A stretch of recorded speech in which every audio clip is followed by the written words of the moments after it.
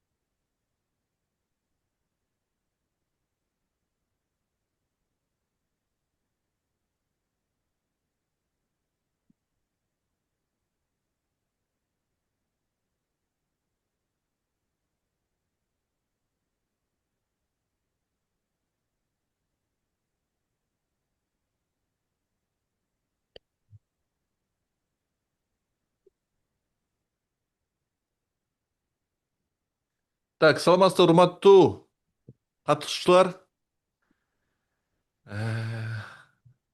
Презентацияны баштайын. Э, Так, так, презентацияны бөлүшүп атам экран менен. Так, микрофондорду өчүрүп койгулачы, модератор.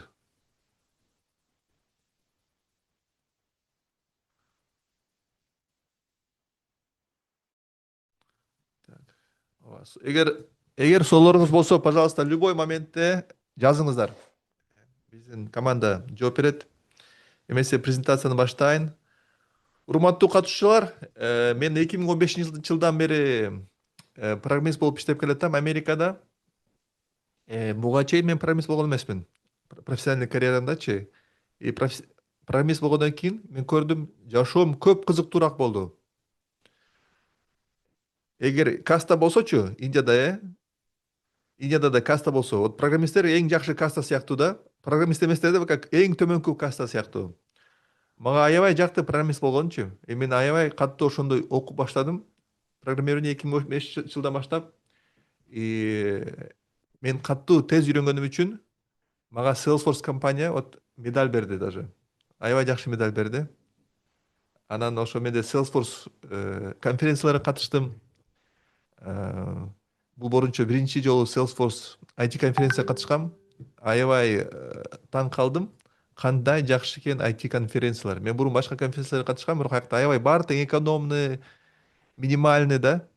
А IT конференцияга барсаңар, баары тең как 5 жылдызуу, Ридс Карлтон, да, кайсы жакшы гостиницалар билсеңер, ошондой сапатта алып барат экен да.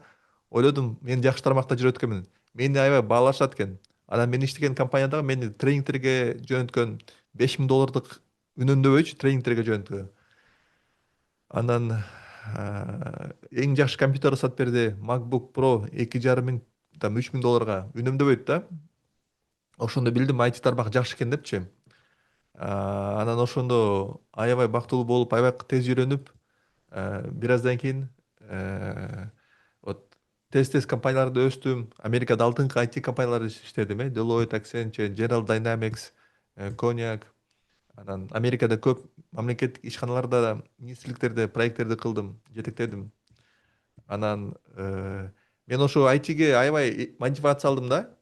Мен өзүм көп пайда көрдүм, башкалар деле пайдасын көрсүн деп, вот YouTube канал ачып, ошол жака көп материалдарын жүктөдүм. Көп адам ушу видео YouTube'дагы видеолорун көрүп дагы э, пайдасын көрдү да мен вот Salesforce'ка көп адамдар да ошентип эме үйрөндү. Анан мен дагы башкаларына пайдасы тийди деп Америкада ар жака барып Salesforce'ду окуттум. Ошо айтини үйрөттүм да. Бул болсо индеецтерге үйрөттүм. 2 жума индеецтер менен жашап. А бир жерде болсо колледжде ПТУ бар. Мэрилендтен штатта эң чоң ПТУ. Ошол жакта бир семестр окуттум. Андан кийин мен жетишпей калдым окуткан. Себеби мен уже өзүмдүн программамды баштадым да. Bootcamp деп коет.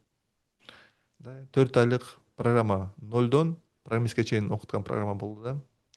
Ошентип мен жашоом алмашып башкаларга да жардам бергенге аракеттендим. Аябай катуу аракеттендим. Бул Америкада биринчи ушундай Salesforce боюнча bootcamp. Анан дагы мен конференцияларда сүйлөдүм. Salesforce'ун өзүнүн конференцияларда, неофициальный Salesforce конференцияларда. Анан бул болсо Прагага, дүйнөдө түрдүү шаарларга барсам дагы кыргыздар болсо ошол жака презентация кылдым да. Бул болсо Прагада январь 2020. Карасам уже 6,5 жыл өтүп кетиптир. Баргандан беричи. Жакында эле баргандай сезилген, бирок карасам 6,5 жыл. Прагадан кошулгандар барбы биякта? Чехтер барбы? Чешкалар?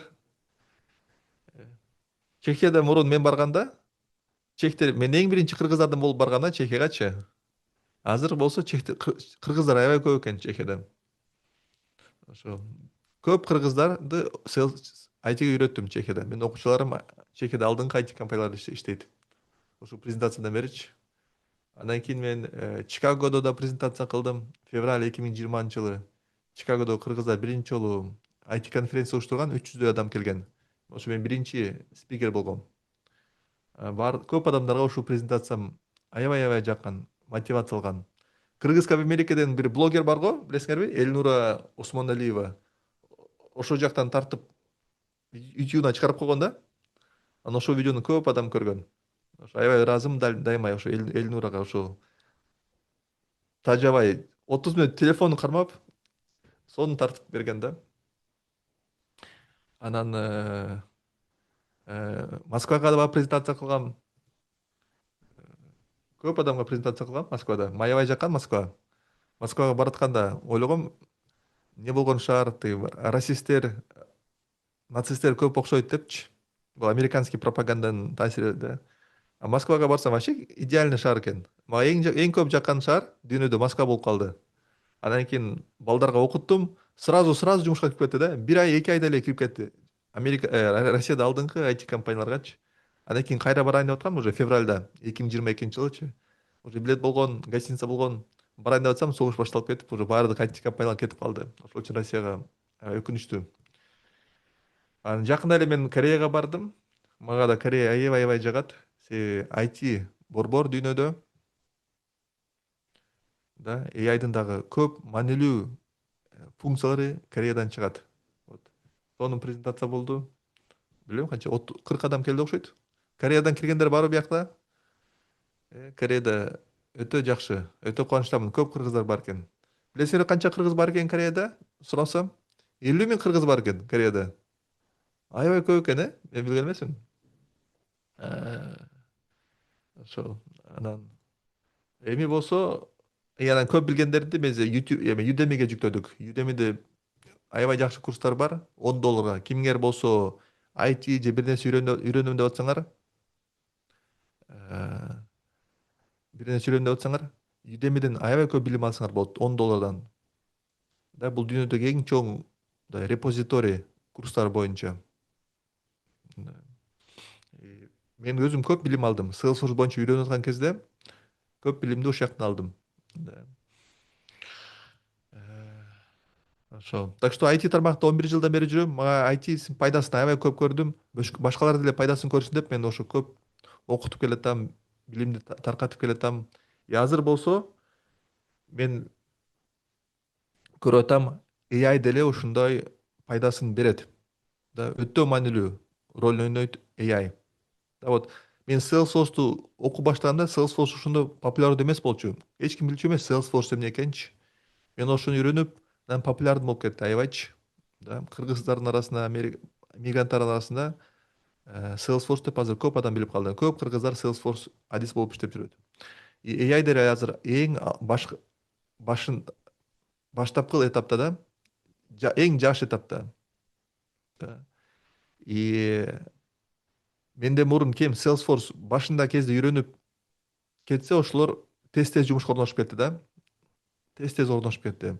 Азыр деле AI'ды ким үйрөнсө, тез орношуп кетет. Бул мүмкүнчүлүк азыр уникалдуу. Да. Бул мүмкүнчүлүк балким жарым жылдан кийин, балким бир жылдан кийин уже мынчалык курч, мынчалык ысык болбойт. Да азыр эң идеалдуу мүмкүнчүлүк AI'ды үйрөнгөнү.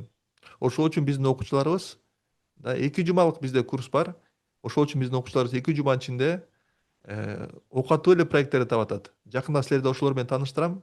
Бирок бул эч качан мындай болгон эмес мурунчу. Мен Salesforce'да окутканда 4 ай окутчубуз. 4 айдан кийин жумушка орношчу. 1 айдын, 2 айдын ичиндечи. 4 ай аябай тез деп эсептелчү да. 4 ай. Азыр болсо AI болгон үчүн баардык нерсе аябай тез болуп атат. 10 эсе, 100 эсе тезирээк.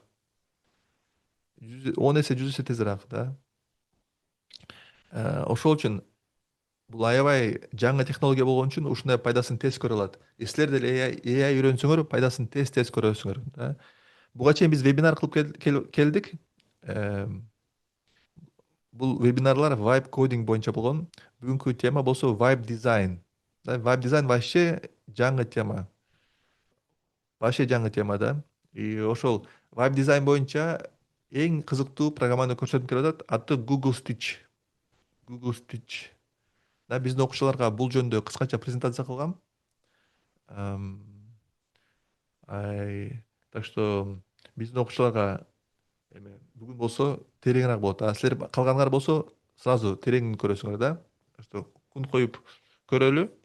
И аягында мен силерден сурайм, канчалык силерге бул пайдалуу экен көрүнөт экен? Бул хайп экенби же чын экенби? Хорошо, даяр болгула. Так.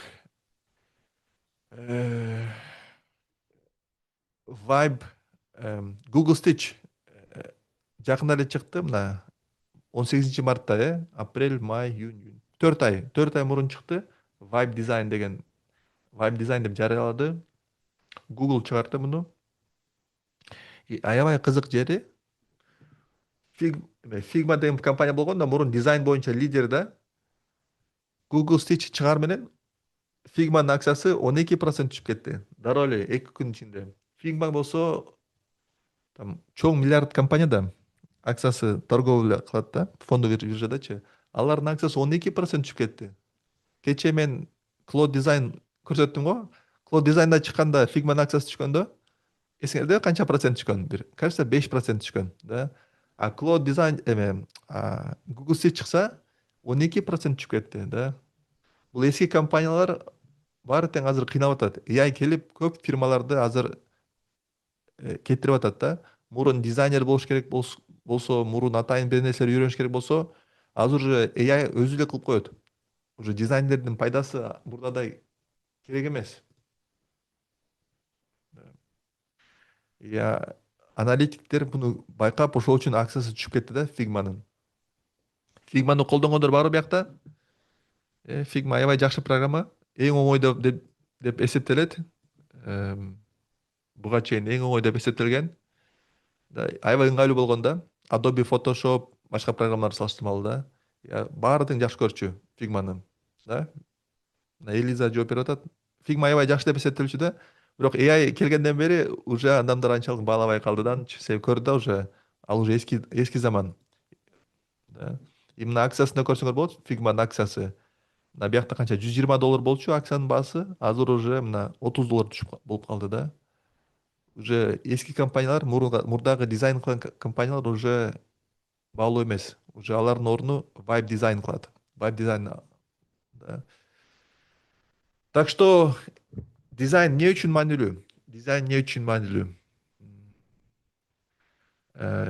Дизайн аябай жакшы, себеби бул прототип да.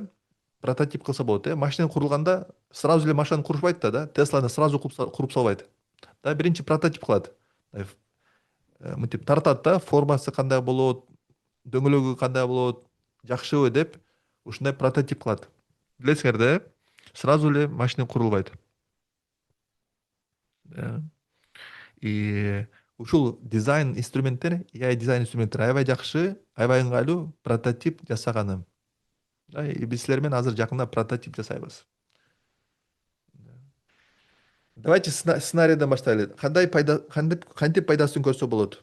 Ушул AI инструменттердин сценарий кандай, Сценарийим айталы, мен студентмин. Мен жашмын. Мен 22 жаштамын. Мына мен энергиям көп, бирок тажрыйбам аз, да, реалдуу жашоонун тажрыйбасы аз. Мен Бишкектемин. Мен каалайм пайдалуу бир кесип үйрөнүп акча жасагым келет. Бирок кантип? Да, мен мисалы көп жаштарда проблема, эч ким аларга жумушка алгысы келбейт. Да, се эч нерсе билишпейт жаштарчы. Да. Адамдар только тажрыйбалуу адамдар жумушка алгысы келет. Да, мен эсте мен университет окуп кезде эч ким жумушка алгысы келген эмес, себеби жумушка алыш үчүн тажрыйба калган да. Жана стажировкага алып, тест кылып, андай мүмкүнчүлүктөр өтө чектелген да. Эч ким окуткусу келбейт. Ошол үчүн көп студенттер ушундай проблемада дагы бар да. Даже Илон Маск айткан, балким интервьюсунан көргөнсүңөр. Илон Маск башында жумуш издеп аткан да. Эмеде Netscape деген компания бар да, браузер. Азыр көбүнчө адамдар Chrome'ду колдонот го. А вот мурун болсо, Илон Маск студент кезде Netscape деген компания лидери болчу да. Илон Маск орношом деп даже орношо албай калган да, стажировка ала албай калган. Ошол үчүн фирма баштаган да. Эч ким мени жумушка албаса өзүм фирма баштайм деп деген. Көп студенттер ушинтип кыйналат. Да, кантип ошол проблеманы жардам бере алат Vibe Design. Да, мен силерге азыр 3 ой менен бөлүшкүм келип атат. Кантип Vibe Design жардам берсе болот ушундай студентке. Да, биякта студенттер барбы bizde? Студенттер барбы bizde? Жазып койгула. Каяктан окуйсуңар? Каердесиңер?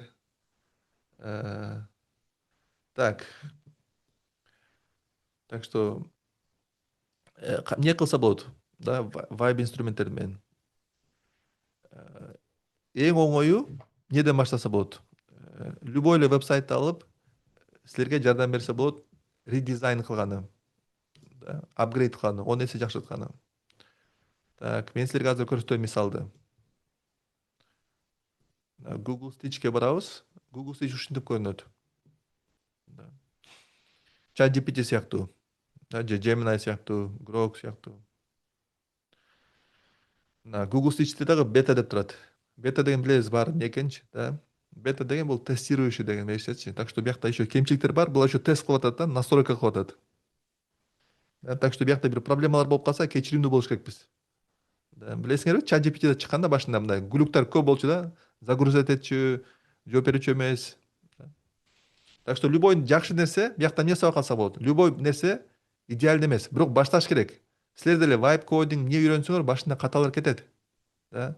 Ошол үчүн каталар кетет экен деп токтоп калбаш керек. Дайыма башташ керек. Ката кетиргенсе, просто аны оңдоп кете бересиңер. Азыр карагыла, ChatGPT жакшы болуп калды. Мурдага салыштырмалычы 4 жыл мурда ChatGPT көп жакшыраак. Булар деле Google Sheet чыкты, бета деп, тестовый версия деп, да. Булар да азыр жакшыртып, жакында сонун болуп калат. Так что кыргыздар, биз эч качан ката кетиргенден коркпойлу, макулбу? Жаңы кесип үйрөнсөк, жаңы бир не баштасак, дайыма ката кетирет. Хорошо, американецтер ушунусу күчтүү. Катадан коркпойт, кете берет да. Главное башташ керек. Окей? Так, мен Google Stitch'темин. Мен муңа вебсайт бердим. Мына Президент KG. Президент KG вебсайты билесиңерби? Биздин президентибиздин вебсайты. Кандай көрүнөт экен силергечи? Вебсайты.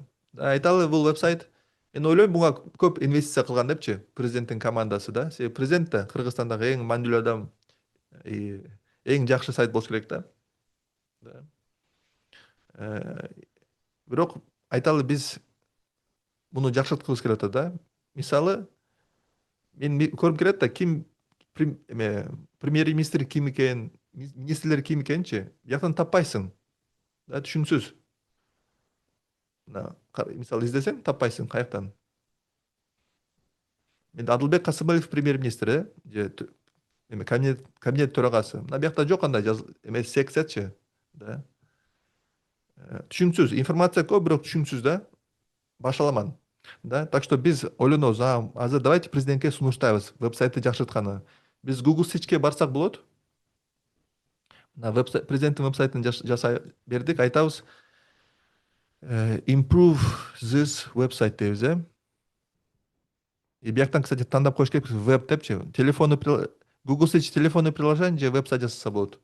Биз айтабыз веб-сайт деп тандайбыз. Improve this website, make it 10, да, 10 эсе жакшыртып берчи деп сурайбыз. Биз биякта да тандасак болот, кайсы модельди колдонобуз депчи. Так, муну жөнөттүк. Improve this website, make it 10 times better. Айтып атабыз да, президенттин веб-сайтын 10 эсе жакшыртып бер. Азыр көрөлү. Эң чыгат экенчи.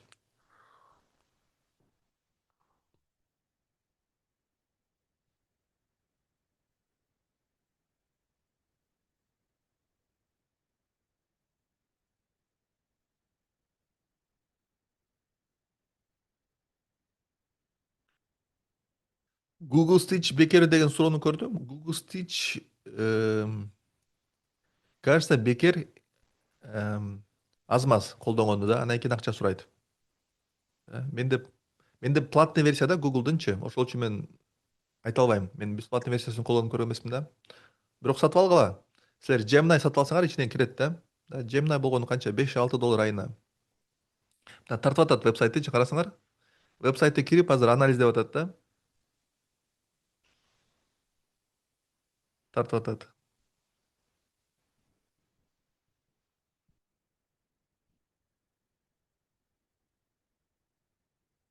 Тексттерин чыгарып атат веб-сайттанчы. Сүрөттөрүн чыгарып атат. Азыр баарын анализдеп бизге жаңы веб-сайт куруп атат. Карагыла.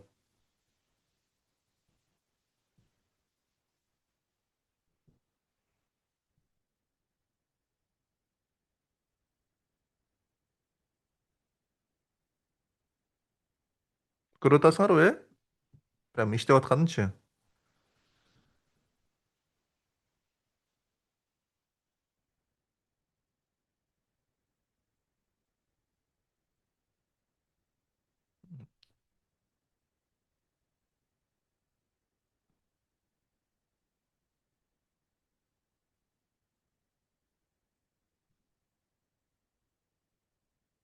Так, мен азыр силерге экранды кайра бөлүшүп турайлы. Кайсы веб-сайт жакшыраак экен? Президенттин оригинал веб-сайтыбы же Google Stitch'тин кайра тарткан веб-сайтыбы? Давайте азыр азыр мен сурамжылоо жөнөтөм. Даяр болгула.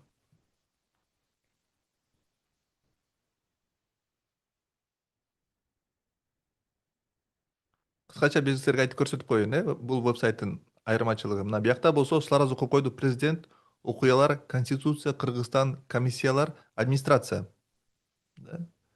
Биякта карагыла, администрация деген кнопка жок. Мисалы администрацияда эмне? Министрлер баары тең администрация кирет да. Жанагы премьер-министр ал администрациянын жетекчиси. Карасаңар, премьер-министр маанилүү адамбы Кыргызстанда? Да, бирок кнопка жок, кара, администрация. Каяка табасың администрациянычы? Ичинде бар окшойт бир жактачы, бирок катылган да, издеш керек. Бирок оңой эмес да издеген тапканычы. Каякта администрация? Көрбөй атам. Мисалы мен премьер-министр ким экенин билгим келсечи, президенттин веб-сайтынан. Президент ким экенин алып турат, окуялар, конституция. Президентке караштуу кеңештер, комиссиялар, Кыргызстан. Ким, мисалы премьер-министр ким экенин кантип билем да? Администрациянын жетекчиси ким экен? Жазылган жок. Да? Карагыла, да?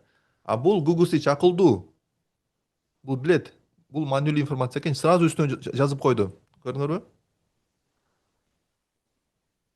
Карагыла, оңой кылып койду да. Главный секцияга бир эле сөт, бир текст. Да, бул дүйнөлүк стандарт веб-сайттардачы. А буларда карагыла, бир кичинекей сүрөт, мына. Биякта көп маалымат. Бул маалыматты эч ким окубайт. Да, көзгө карасаңар, көзүңөр мунан качат. Да? Ким окуйт ушунучу? Сүрөттөрдү карагыла, тоже мындай кыркылган сүрөт да, мындай. Баары тең теңиз болуш керек, да, сүрөттөр. Баары тең мындай горизонтальный сүрөттөр болуш керек да. Бул карагыла кандай? Бул кооз кылып койду. Сүрөттүн үстүнөн текст. Да, бул Apple'га дүйнөлүк компанияларга кирсеңер көптөр ушундай форматта. Демек бул мына ылдыйраак түшөбүз. Маанилүү окуялар. Мына маанилүү окуялар уже сүрөт менен. Бул кызыктуураак окуганчы. Карагыла, маанилүү окуялар текст. Эч ким окубайт мындай текстичи. Мына мындай да текстти карагыла. Сүрөт, узун текст, узун сүйлөм. Муну окуганы кызыксыз. Да. Мындай кызыктуураак. Глава, как оңойлук да окугуң келет. Так, президенттин сапарлары, конституция, президенттин жарлыгы, өнүктүрүү программасы и ушундай. Так что мына бу ой, Google Stitch вебсайт. Так, мына. Так что давайте добуш беребиз. Кайсы вебсайт жакшыраак экен? Мына экөөнү тең бетме-бет коебуз. Мен азыр добуш ачам. Так, азыр ачам, кой тургула.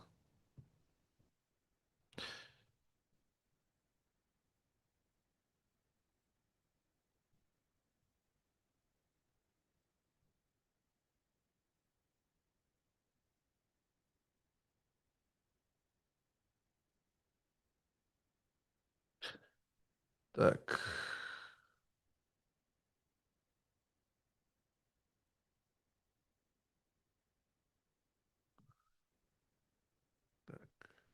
Так, баштадым. Ачтым сурамжылоону. Кайсынысы жакшыраак? Google Stitchпи же оригиналбы? Мына бул оригинал сол жакта, Present KG. И бул болсо Google Stitch'in редизайны да, апгрейди.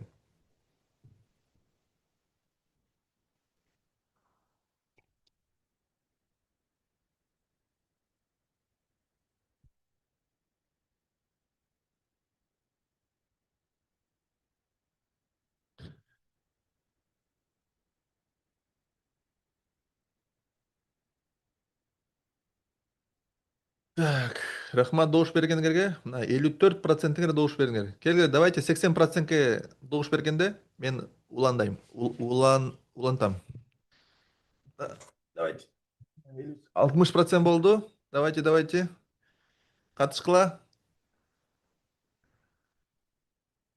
Кимиңер да видеоңорду күйгүзгөн болсоңор рахмат. Мага аябай приятно силерди көргөнү. Жаналиева, Кундуз, баарыңыздарга чоң рахмат, кимдер видеоңорду көрсөңөр да, мага приятно көргөн то, что силер кунт коюп силерге информация жагып атканычы. Да, мен кара кнопкага сүйлөгөнү мага демотивация да. Да, сабак маалда эле мен сурайм баардык окуучуларда видеоңорду көргүзүп отургула. Рахмат. Так, мына бизге уже 64% болду. 8%ке оригинал жакты, 92%ке Google Stitch'тин сайты жакшыраак. Чын эле. Каралачы даже мына сайты да, бул жерде ак поле турат да. Бекер эле турат да. Бул Google Stitch эмне кылып койду? Экөөнү бириктирип койду. Карагылачы да, акылдуу кылып койду. Зачем мына бул жерде бекер көк өң турат, орун алыпчы. Биякта ак орун турат. Зачем? Э, Так что Google Stitch акылдуу. Да. Так что биринчи сценарий кантип жашаса болот дизайн мененчи. Вот силер бир вебсайттарды алгыла, и ошону жакшыртып бирөөгө көрсөтсөңөр болот да. Мына мен вебсайтыңды жакшыртып бере алам. Кара, мына макет. э, Мына макет. Э, Давай, $5000 мен сага вебсайтыңды жакшыртып берем. Да. Ал сотуп давай $1000 депчи, аягында балким $2000 сүйлөшөсүңөр. Хорошо, даже президенттин вебсайтын жакшыртса болот. Кыргызстандачы. Да. Бул вебсайт эски технологияда курулган да, бул AI сайт эмес, бул колдон курулган. Бул балким 5 жыл мурун же 4 жыл мурун курулган сайт да. 4 жыл мурун жакшы сайт болчу. Азыр AI чыккандан кийин уже баардык вебсайттарды жаңыртыш керек Кыргызстандачы. Да. AI эмес сайттардын баарын жаңыртыш керек. Да, мен силерге көрсөттүм, карагыла, канча секундада жасады ушул сайттычы, макетти. Балким 60 секунда. Элестеңер, 60 секундада да. Уже веб-дизайнер болуш кереги жок. Мурун веб-дизайн деген атайын бир профессия болчу го. Азыр ошо кереги жок уже. Уже Google Stitch эң жакшы дизайнер. Азыр главное инструменттерди билиш керек. Так, мен ошо вебсайтты курдум, айталы да. Эми муну кантип көрсөтсөм болот? Экспорт кылсам болот. Мына фигмага чыгарсам болот кааласам, же zip кылып лавлга чыгарсам болот. Так что ушинтип мен копия кылып ошо дизайндарды көрсөтсөм болот да. Сразу эле Google Stitch'тен көрсөтпөгүлө клиенткечи. Анда о мен деле барып азыр Google Stitch'тен кылып коем деп коет да, мынтип. Билгизбей кылгыла. Хорошо. Так, же мындай кылсаңар болот даже. Мына ссылкасын копия кылам, мына силерге деле бөлүшөм. Партнерго мынтип көрсөтсөңөр болот. Э, Да, ушинтип дизайнды көрсө болот, башкалар публичный болот. Анан муну даже Google Stitch'те жакшысычы. Азыр как сүрөт болуп турат го, да? Бирок муну веб-сайттай сыяктуу кылып койсок болот. Аны кантип кылабыз? Аны кылабыз азыр көрсөтөм. Generate, анан прототип деген. Уже сүрөт эмес, уже веб-сайт сыяктуу болуп калат азырчы. Президенттин сайты. Да, мына биякта мисалы сүрөт болгондо басып албайбыз да кнопкалардычы. Азыр болсо уже веб-сайт сыяктуу болуп калат. Веб-сайт эмес, бирок веб-сайт сыяктуу. Аябай окшош. Азыр көрөсүңөр. Азыр куруп атат. Токтоп калды окшойт.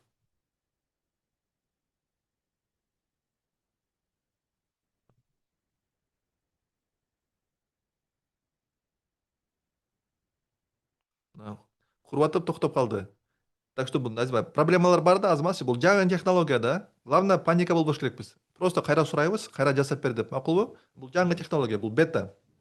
Любой жаңы технологияларда проблемалар бар. Хорошо, главное паника эмес. Главное азыр кайра сурайбыз, жасап бер депчи.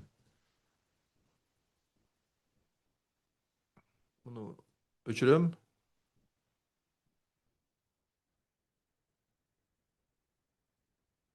Азыр кайра курдурабыз.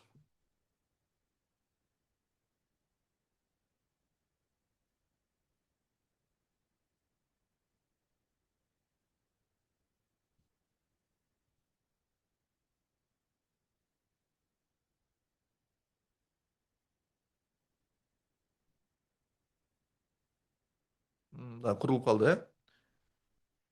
Так. Биякта кнопкалар иштебейт. Да. Азыр аларды иштетсек болот. Да. Бирок хотя бы веб-сайт сыяктуу көрүнүп калды. Көрдүңөрбү? Веб-сайтта жүргөндөй эле болуп калды да. Өйдө ылдый. Көрдүңөрбү? Уже визуализация бар да. Веб-сайт кандай болсо болот экен уже көрөбүз. Да, дароо эле веб-сайт куруш кереги жок. Биринчи ушундай дизайндарды көрүш керекпиз да. Сен дароо курсаңар көп кредиттериңер кетет.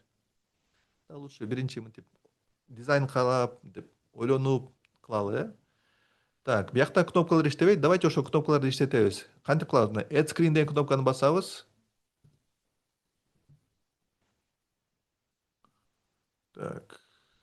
Эки окшош экен, бирөөсүн алып салайын. Так. Add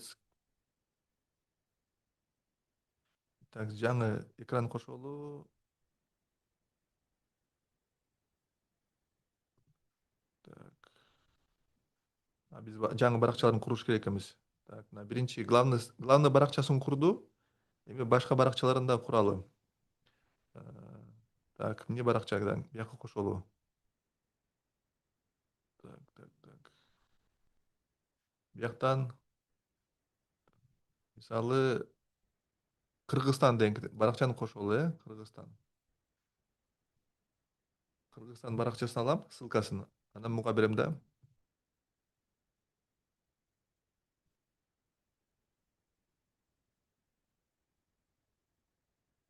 Так, мен айттым, мына Кыргызстан баракчасын кур, да? Бул только главный баракчасын курду.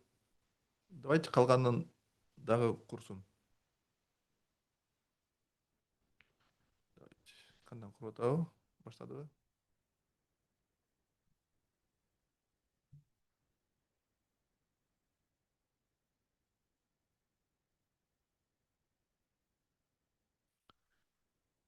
Карасаң куруп атат.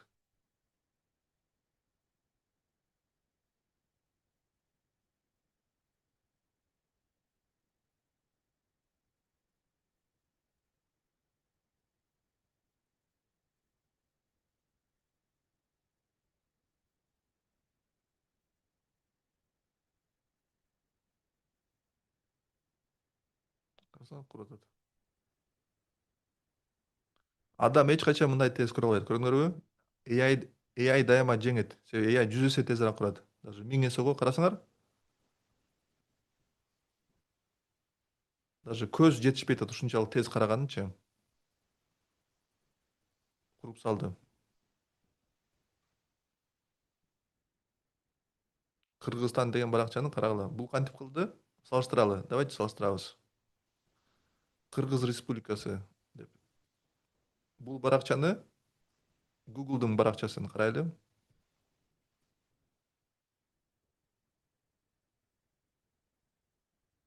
Андан кийин болсу. Мына кайсынысы жакшыраак?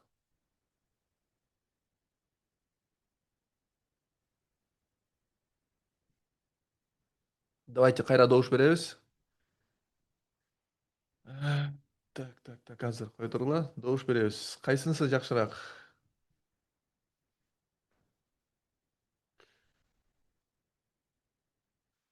Да. Сол жактагы жакшыбы? Президенттин сайты. Да, же AIбы?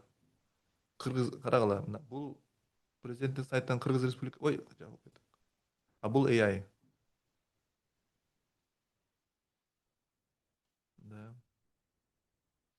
да. Да, биякта уже 41%. Давайте 80%ге жеткизели. Урматтуу достор, Zoom колдонгонду үйрөнгүлө. Zoom дүйнөдөгү эң жакшы жолугушуу үчүн программа. Да. Кыргызстанда азыраак колдонушат окшойт. Ошол үчүн силер үйрөнгүлө Zoom'ду колдонгончу. Америкада бул стандарт. Программисттердин арасында жолугушуулар Zoom'дан өтөт. Так, 56% добуш берди. Уже биякта айырма анан да чоң болуп атат мурдаданчы. Google Stitch. Да. Албетте бул жакшыраак. Карасаңар, бул даже тандаган сүрөт жакшыраак. Да. Бул сүрөт анчалык кооз эмес. Бул сүрөттөйчү. Турабы? Карасаңар, Кыргызстан тоолорун чоңураак көрсөтүп койду. Биякта тоолор кичинекей көрүнөт. Карасаңар, даже Кыргызстан тандаган сүрөтү бул жакшыраак сүрөт да, чем бул сүрөтчү. Эмнеге Бишкек шаарына Чүй облусун мынтип чоң кылып койгон? Да, Кыргызстан баары Кыргызстанда да, эмнеге Бишкек Чүй облус кылып койду мисалы? Бул да политкорректно эмес да, да? Бул туура эмес кылганычы президенттин командасы. Так что ушинтип деле барып айтсаңар болот да. Давай веб-сайтыңды оңдоп чыгам. Мындай кемчиликтери бар депчи. Да, бул кара Google азамат баарыны бөлүп койду да. Кыргызстан да. 198 миң квадратный километр да. А бияктан только Бишкек эле боюп койду. А булар эмне анда?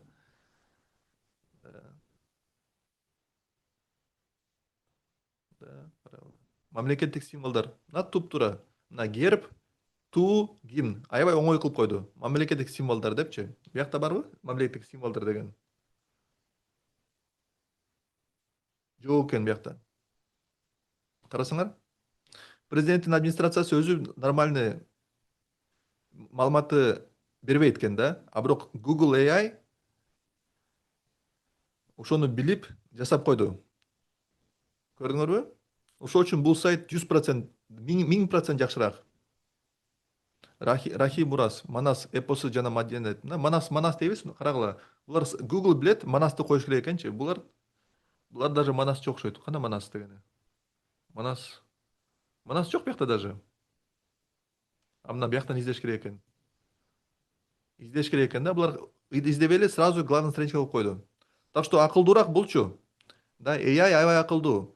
Мына бул американский AI кыргыздардан акылдуураак. Кыргызстан жөнүндө көбүрөөк билет.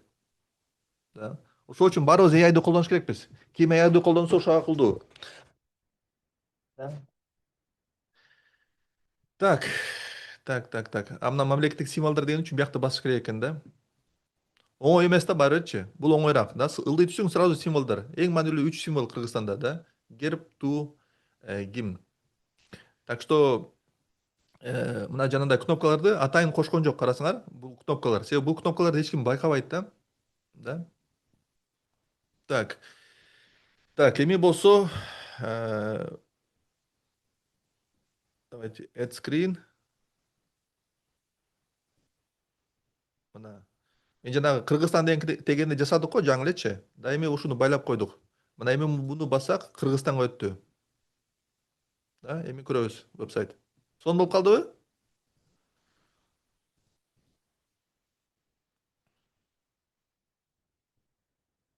Так, ошо.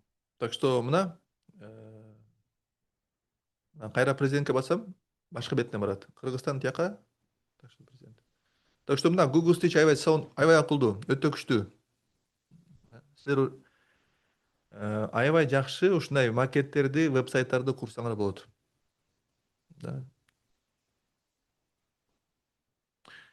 Так, так что бул биринчи сценарий. Ушундай сайтты, иштеп аткан сайтты аласыңар, редизайн кыласыңар, прототипти көрсөтөсүңөр, сатасыңар. Так что ким студент болсоңор, ушундай кылып акча тапсаңар болот. Мен эгер студент болсом, ушундай кылмакмын. Да? Ким ушундай кылгысы келет эми?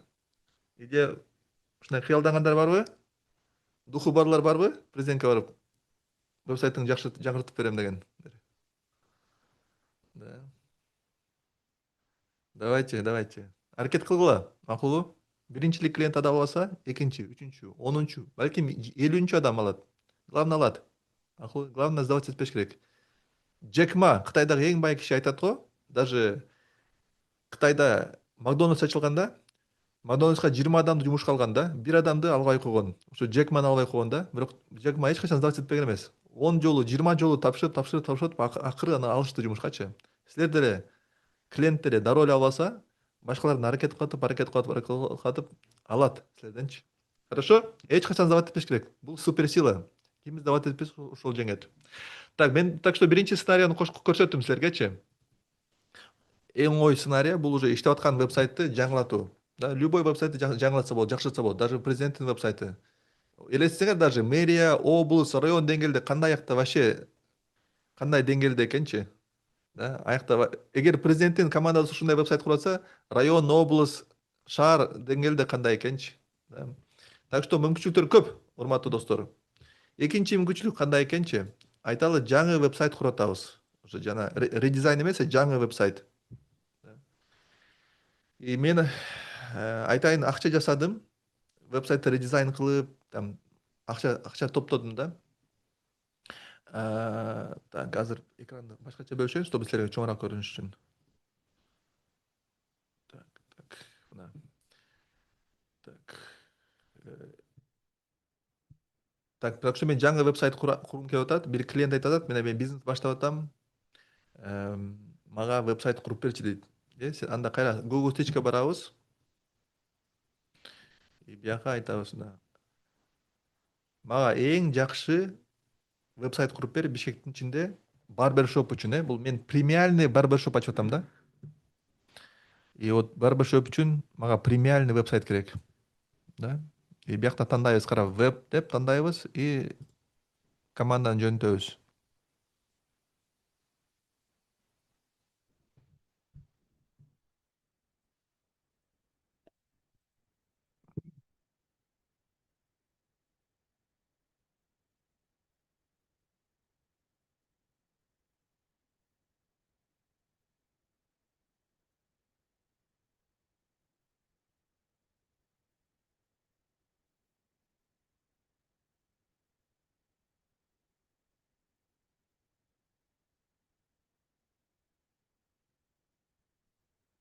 Так, мына куруп атат дизайнды карасаңар. Вообще сонун сүрөттөрдү карасаңар, прям премиальный сезилет. 4 баракчаны параллельно куруп баштады.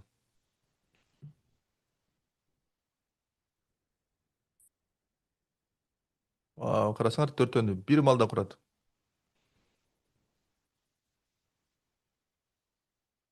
Карасаң кандай ылдамдык.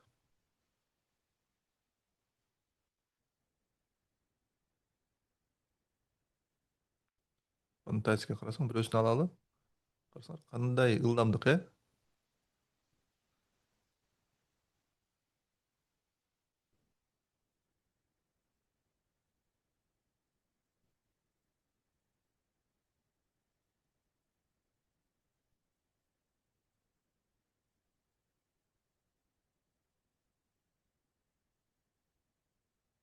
Так, бүттү окшойт. уже карагыла канча секунда болду, даже караган жетишкен жокпуз, ушунчалык тез. Кажется, бир 30 секундада куруп койду окшойт. 4 баракчаны карагыла 30 секундада. Дизайнын карайлы. Ультра премиальный. Ультра премиальный көрүнөбү? Так, бул башка бет. Бишкектин премиальный рай, Sanctuary деген рай деген да. Давайте айтабыз муну кыргыз эме кылып койсун депчи. Бул азыр англисче кылып койду го. Давайте орусча кылсын, Биздин көбүнчө байлар орусча эле сүйлөшөт го. Ошол үчүн орусча кылалы. Так, make default language Russian. Give option to switch language to English or Kyrgyz. Так, негизги тилини орусча кылалы, а мүмкүнчүлүк берели англисчеге же кыргызчага алмаштырганы.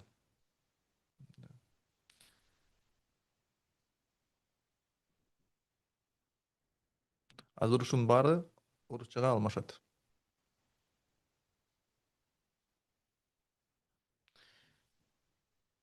Бизде Кыргызстанда орус тилдүүлөр байраак болуп кеткен го. Да, жакшы мектептер орус тилдүү, да. Кыргыз тилдүү мектептер начар болуп кеткен. Бул өкүнүчтүү. Ошол үчүн эмне кылабыз муну? Биз кыргыз тилдүүлөр бай болуш керекпиз. Биз кыргыз тилдүүлөр байраак болсок, анда бизге карата бизнестер кыргызчага өтүп баштайт, да. Азырынча орус тилдүүлөр утуп баратат. Ошол үчүн биз кыргыз тилдүүлөр AI-ды үйрөнүп, тез байып кетсек, бардык вебсайттар биринчи кезде кыргыз тилдүү болот. Мен Грузияга баргам, Грузияда ошондой, да, негизинен только грузинский орусча тилди уже унутуп баратышат. Арменияда ошондой болуп баратат. Биз да Кыргызстанда ошондой болобуз, да. Так, мына карагыла, орусча куруп атат. Вау, карагыла, кандай сонун. Искусство мужского совершенства. Вау, кандай сонун сөздөр табат, Мен мындайды премиальное убежище Бишкека. Сөздөрдү кандай сонун табат. Өтө эле жакшы сөздөр табат да, сүрөттөрү жакшы табат, дизайн жакшы курат, и фразалар мощный мындай фразалар да. Ритуал, а не просто привычка. Вай, карачы кандай. Фирменные услуги для современного мужчины. Прям психология боюнча колдонуп готовы занять свой трон. Вау, трон деп койду го муну. Орундарды. Вообще ойлонуш керек жок да, да. Мурун билесиңер, вебсайт курганда акылдуу болуп, бир нерсе ойлоп табыш керек да.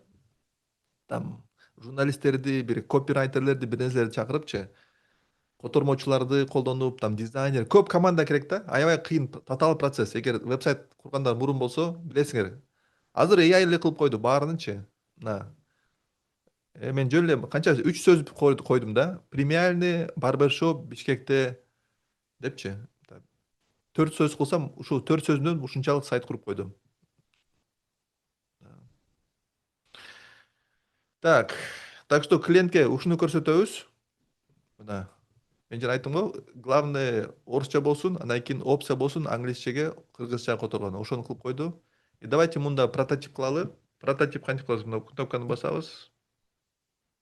Азыр прототип кылат. Прототип деген ушуну уже вебсайт сыяктуу тест кылабыз да, көрөбүз.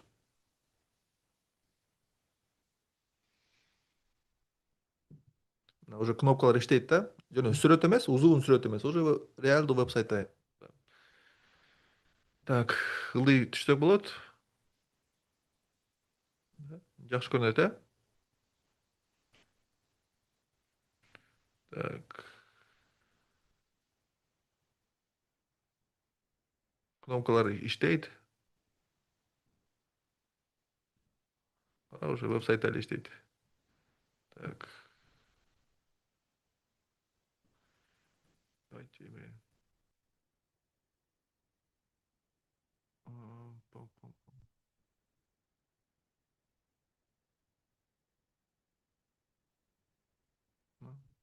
Да? Так что клиентке же өзүңөргө досуңарга ушинтип көрсөңөр болот да. Мен сага ушундай вебсайт куруп берем, давай $1000 депчи.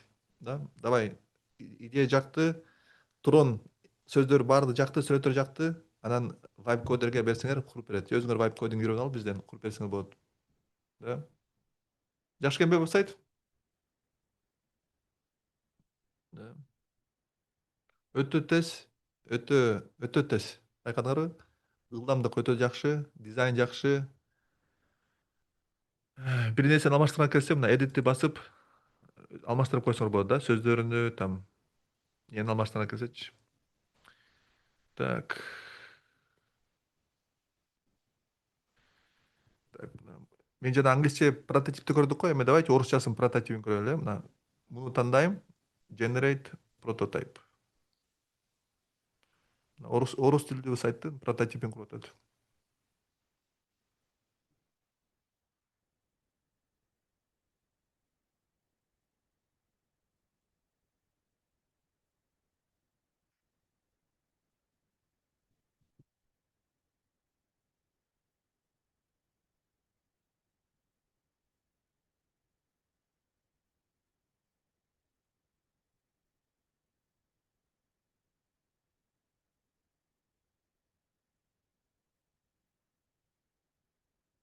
Так, жасайм десем карагыла чыкпай калды, да? Чыкпай калды, да? Эмне үчүн чыкпай калды? Себеби бул жаңы технология, да? Главное, паника эмес. Хорошо? IT эң маанилүү паника эмес.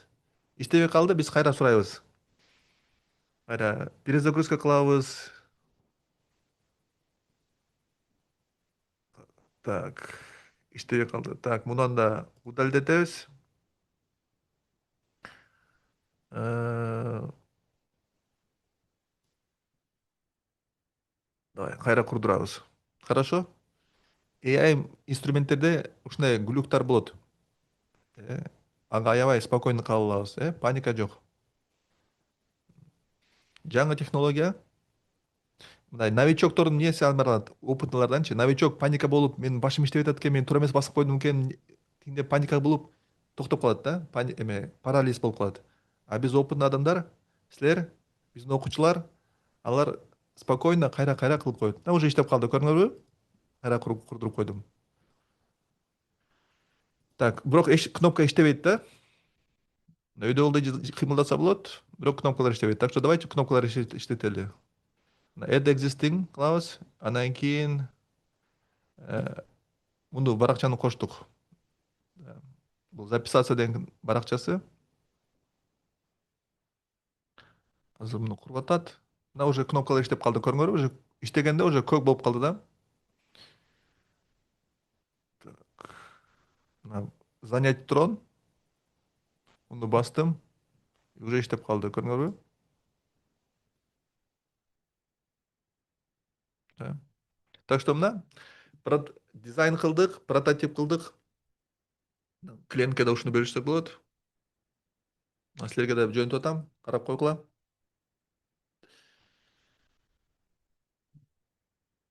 Так, так, так. Так, биякта эмне эң кызыктуу нерсе? Төрт нерсеге көңүл бурдургум келип атат. Өтө кызыктуу, өтө пайдалуу. Биринчисин силерге көрсөттүм. Прототип жасаганчы өтө жакшы, да. Прототип жасаганда уже реалдуу веб-сайттар болуп калды, да. Бирок реалдуу веб-сайт курганда кредиттер көп кетиши мүмкүн, анан убакыт көп кетиши мүмкүн, да. Там 5 мүнөт, 10 мүнөт. 10 мүнөт деле көп эмес. Анан кредиттерди деле ойлоп көрсөңөр көп эмес, да. Бирок эгер 30 секундада жасай алсаңар, эмнеге 30 секундада нерсени кылбайбыз, а? Реалдуу нерсени 30 секундада кылса болот. Так что ошол үчүн биякта Google Stitch аябай жакшы, да. Өтө тез ылдамдык, да. Это прям баллистический ракета сыяктуу, да. Өтө тез. Так что мен силерге биринчисин көрсөттүм. Бул прототип жасаган, экинчиси аябай эмнеси кызыктуу. Predictive heatmap деген бар. Predictive heatmap деген бул силерге AI айтып берет, каякта эң көп адам басат окшойт депчи. Ушул сөздү уккандар барбы? Predictive heatmap деген.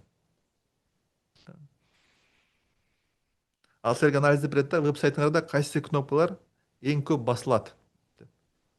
Азыр көрөсүңөр. Анализ кылып атат азыр.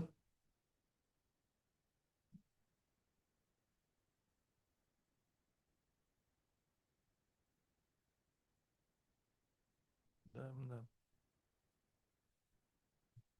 Бул анализ кылды, кайсы жерге пользователь, да, посетитель. Кыргызда посетитель эмне болот? Колдонуучу.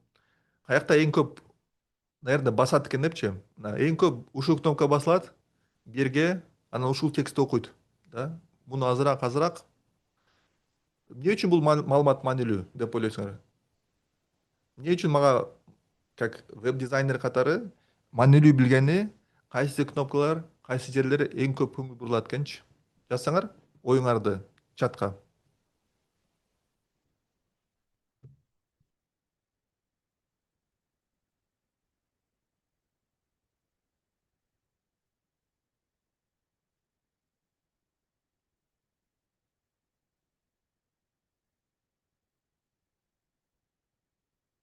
Тил деп Назгүл Ордобаева жазды.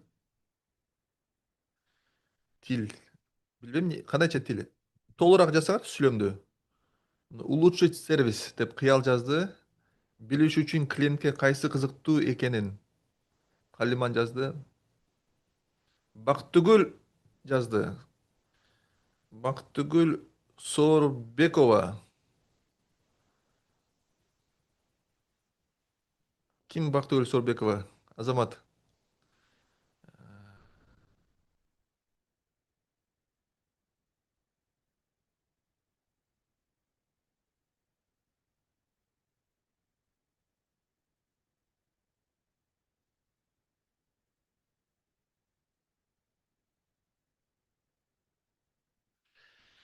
Да, Бактыгүлдүк эң жакын түшүндүрмөсүчү. Да. Биз эгер билсекчи клиенттер эң көп бияка басып кеткен. Анда биз ошол жерде аябай текшериш керекпиз. Ошол кнопкалар иштейт экенчи. Да. Бул кнопка иштейт экен. Ушул кнопканы барса, баардыгы болуп кетет да. Бул кнопканы басса, бронировать трон деген. Баардыгы оңой болуп кетет экенчи. Эгер бул кнопка иштебесе, да, анда бизде чоң проблема. Демек вебсайттын пайдасы жок. Да, себеби 90% вебсайтка келгендер муну басса, анан бул кнопка жакшы иштебесе, же жоголуп кетсе, бул биз үчүн чоң проблема. Да, ошол үчүн предиктив хитмап өтө жакшы. Ушул клиенттер көп көңүл бурган жерлерге биз баарын туура кылыш керекпиз, да. Эң көп көңүл ушул жерлерге болуш керекпиз, ошол жер жакшы иштеш керек. Хорошо? Да. Бул сөздөр туура болуш керек. Так что биз билиш керекпиз да, билебиз да, каяка фокус коебуз, да. Ушул сөздөргө, ушул кнопкаларга биз фокус беребиз. Ошолорду биз 100% билиш керекпиз. 200% билиш керекпиз, алар жакшы иштейт экенчи. Клиент бронь кылам десе, бронь система жакшы иштеш керек, да. Оплата оңой өтүш керек. Хорошо? Predictive heatmap деп коет. Силер да клиенттерге ушинтип көрсөтүп коюп, эме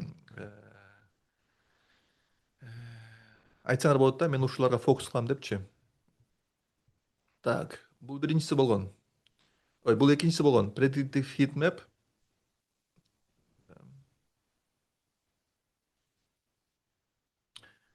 Так, үчүнчүсү mobile app версия, да. Так что веб-сайт курдуңар, клиентиңер аябай жакты.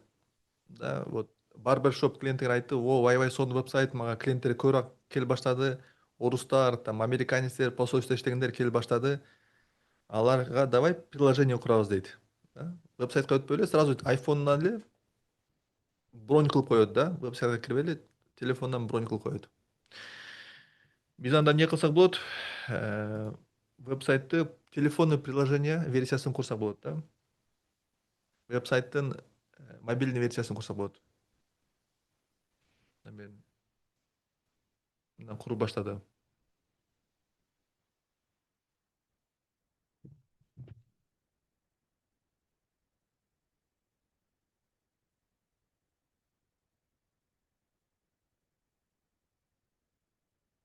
Калиман Болотбекова. Туура. Байкасам аялдар туура айтып атат көбүрөөк. Аялдар дизайнга жакыныраак окшойт. Так. Асылбек да туура айтат. Асылбек. Туура. Азамат. Асылбек. Так, мына мобильный версиясын куруп атат.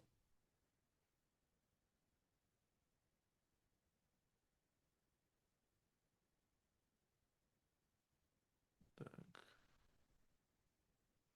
так.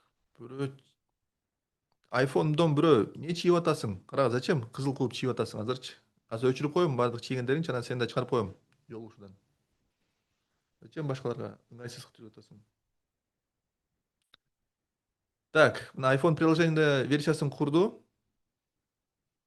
Эгер телефондон бирөө кирсе, веб-сайт кантип көрүнөт? Ушинтип көрүнөт да.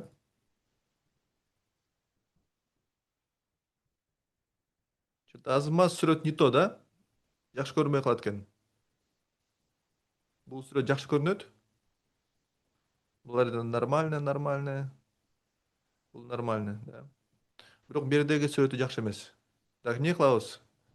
Карасаңар, сүрөт анча эмес. Биякта сүрөт жакшы көрүнөт, э? А биякта сүрөт премиальный сезилбейт да. Так. Анда мен айтам. Improve the photo in hero section. Мен айтып атам, бул сүрөттү жакшырт депчи. Мага жакпай атат сүрөт.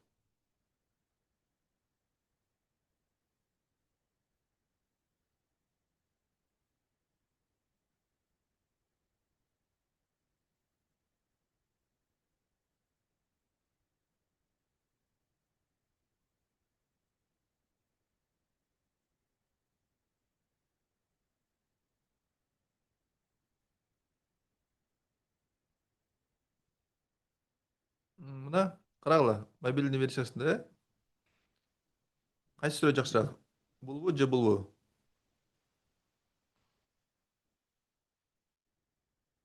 Албетте бул жакшыраак, э? Так. Мына карагыла. Мына жакшыртып койду. Карасаңар сүрөттү. Да жакшыраак болуп калды. Так. Мен муну макет жасадым. Эми болсо муну эмне кылыш керек бизге? Азыр прототип кылабыз. Азыр только сүрөт, э? А прототип кылсак уже билебиз да, сезебиз. Азыр мобильный приложениенин прототипин кылып атат.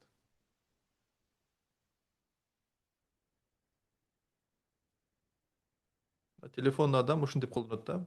Ушинтип көрүп атабыз кандай экенин. Азырмаз задержка болуп атат, карасаңар, үйдө ылдый жерсем. Бул уже нормально, уже нормально.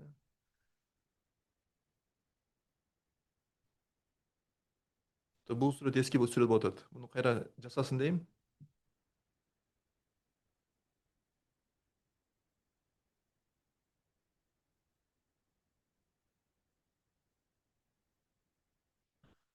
Так, кана мен жаңы сүрөтүм.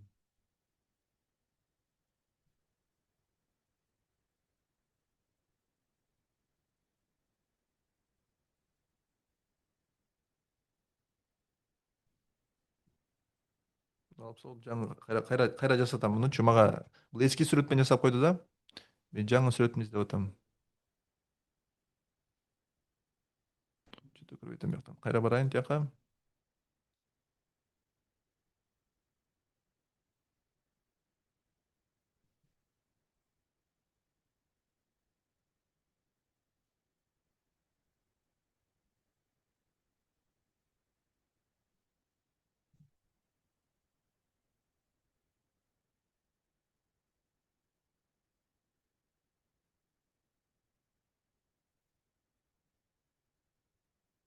Кайра жасаттым. Негедир жанагы чыкпай калды. Жаңы сүрөт менен чыкпай калды да. Так что кээде ушундай каталар кетет. Яйды. Акылбы?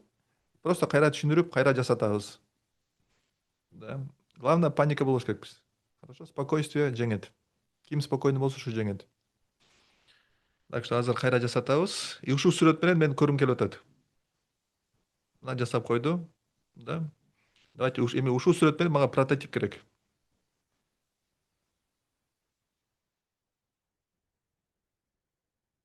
Так, муну басам. Пока еще жасап атат. Ошол үчүн пока прототип жасап алайм. Азыр бүтсүн.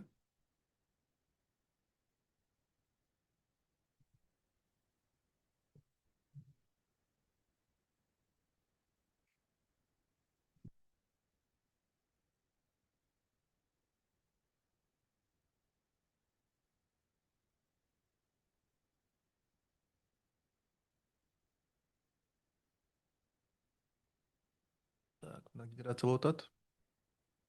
Мына бүттү генерация да. Вау, карагыла кандай сүрөттөрдү коюп койду. Топ барбер Александр деп койду го. Аябай качок тыгып койду го, Сакалчан. Так, хорошо. Так, муну давайте прототип жасайлы. Муну бастым. Анан кийин генерат прототип. Мына жасап баштады прототипти. Мына эми жасап койду, оңдоп койду. Көрдүңөрбү сүрөтүнү? Жана эски сүрөт болгон, эми жакшы жаңыртып койду. Хорошо. AI менен ошо сүйлөшкөнү билиш керек да, тилини билиш керек. Бул аябай күчтүү инструмент. Э, Бирок көнүш керек да, тилин билиш керек. Ошол үчүн өтө маанилүү кайра жасап көнгөнү да, тилин тапканычы. Да. Ошол үчүн биздин курста болгону жакшы да, себеби биз 2 жумада аябай көп колдонуп уже тилин түшүнүп каласыңар, аябай тезче. Да, практика болуп каласыңар. Так что, урматтуу достор, ушундай үч маанилүү функциясын көрсөттүм жаңы веб-сайт курганда. И үчүнчүсү бар, мобильный приложение. Бирок аны жетишпей калдым көрсөткөнгө. Бизде уже 1 саат сүйлөшүп калдык да. Бирок ошондой эле эме, балким башка вебинар кылайын. Калган бир жакшы функцияларын көрсөткөнчү. Да. Бирок мен силерге көрсөттүм. Э, Бул мобильный приложение эмес, бирок мындай телефон аркылуу веб-сайт ачуу болуп калды да. Да, бирок мобильный приложение да курса болот. Да. Мобильный приложение курса болот. Эгер силерге мобильный приложение куруу кызыктуу болсо, силерди баарыңарды чакырам биздин iOS курска. iPhone'го приложение куруу боюнча курс башталат. Ушул келе жаткан жуманын аягында. Мен ойлойм, Кыргызстанда ушундай биринчи жолу болуп атат. iPhone үчүн приложение куруу AI'ды колдонуп. Да. Так, урматтуу достор, мен силерге презентациянын аягында айткым келип атат. Кечээ презентация келгендер барбы? Cloud Design'га. Да. Кечээ веб-сайтка презентация келгендер барбы? Cloud Design менен Google Stage'дин айырмасы эмне экен? Жазып койгулачы. Эмне айырма экен? Мен пока өзүмдүн слайдтарымды көрсөтпөй турайынчы. Карабай тургула. Менин текстимди. Эмне айырма экен? Cloud Design менен Google Stage'дин жазып койсоңор. Эмне айырма байкадыңар? Google Stitch, Cloud Design. Кайсынысы көбүрөөк жакты? Давайте азыр опросник кылайынчы. Кайсынысы силерге жакты?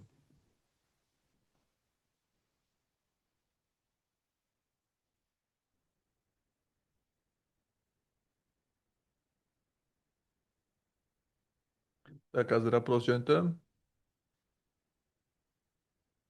Так.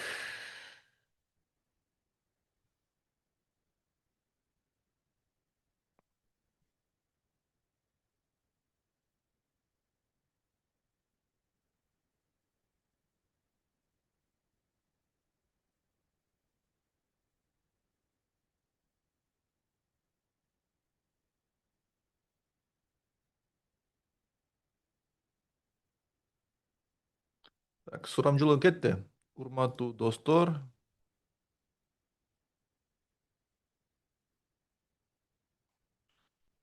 Так, суроо добуш берип койгулачы. Кайсынысы силерге көбүрөөк жакты? Google Stitch же Cloud Design? Да. 39% добуш берди.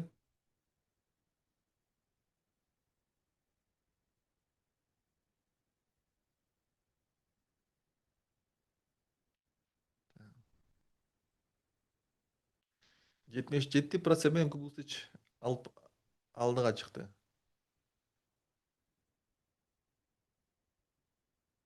Дагы добуш бергиле. 55%ге чыкты. Добуш берүүлөр. Давайте 80%ге жетели. Урматтуу катышуучулар. Zoom'ду колдонгонду үйрөнөлү. Zoom өтө жакшы инструмент. Азыр онлайн заманда жүрөбүз. Эң жакшы инструмент онлайн жолугушуу үчүн бул Zoom. Дүйнөдө лидер. Ссылка жок биякта. Zoom'дун ичинде эле кнопка турат, добуш берүүчү. Ошондон добуш берсеңер. Так, 78% Google Stitch. Да, Cloud Design эмне үчүн силерге жакты? Жазып койсоңор. Мен үчүн өтө кызыктуу оюңарды укканычы. Эмне үчүн Cloud Design жакшыраак Google Stitch'тен? Google Stitch'ке добуш бергендер.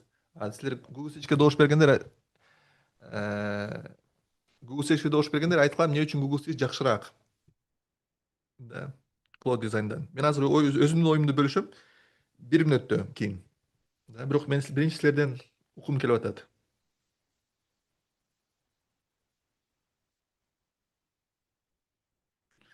Да. Биякта комментариялар мага өтө кызыктуу болуп атат.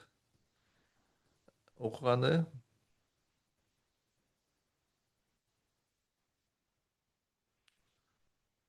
Мен айта турган нерселердин баарын жазып койдуңарбы уже?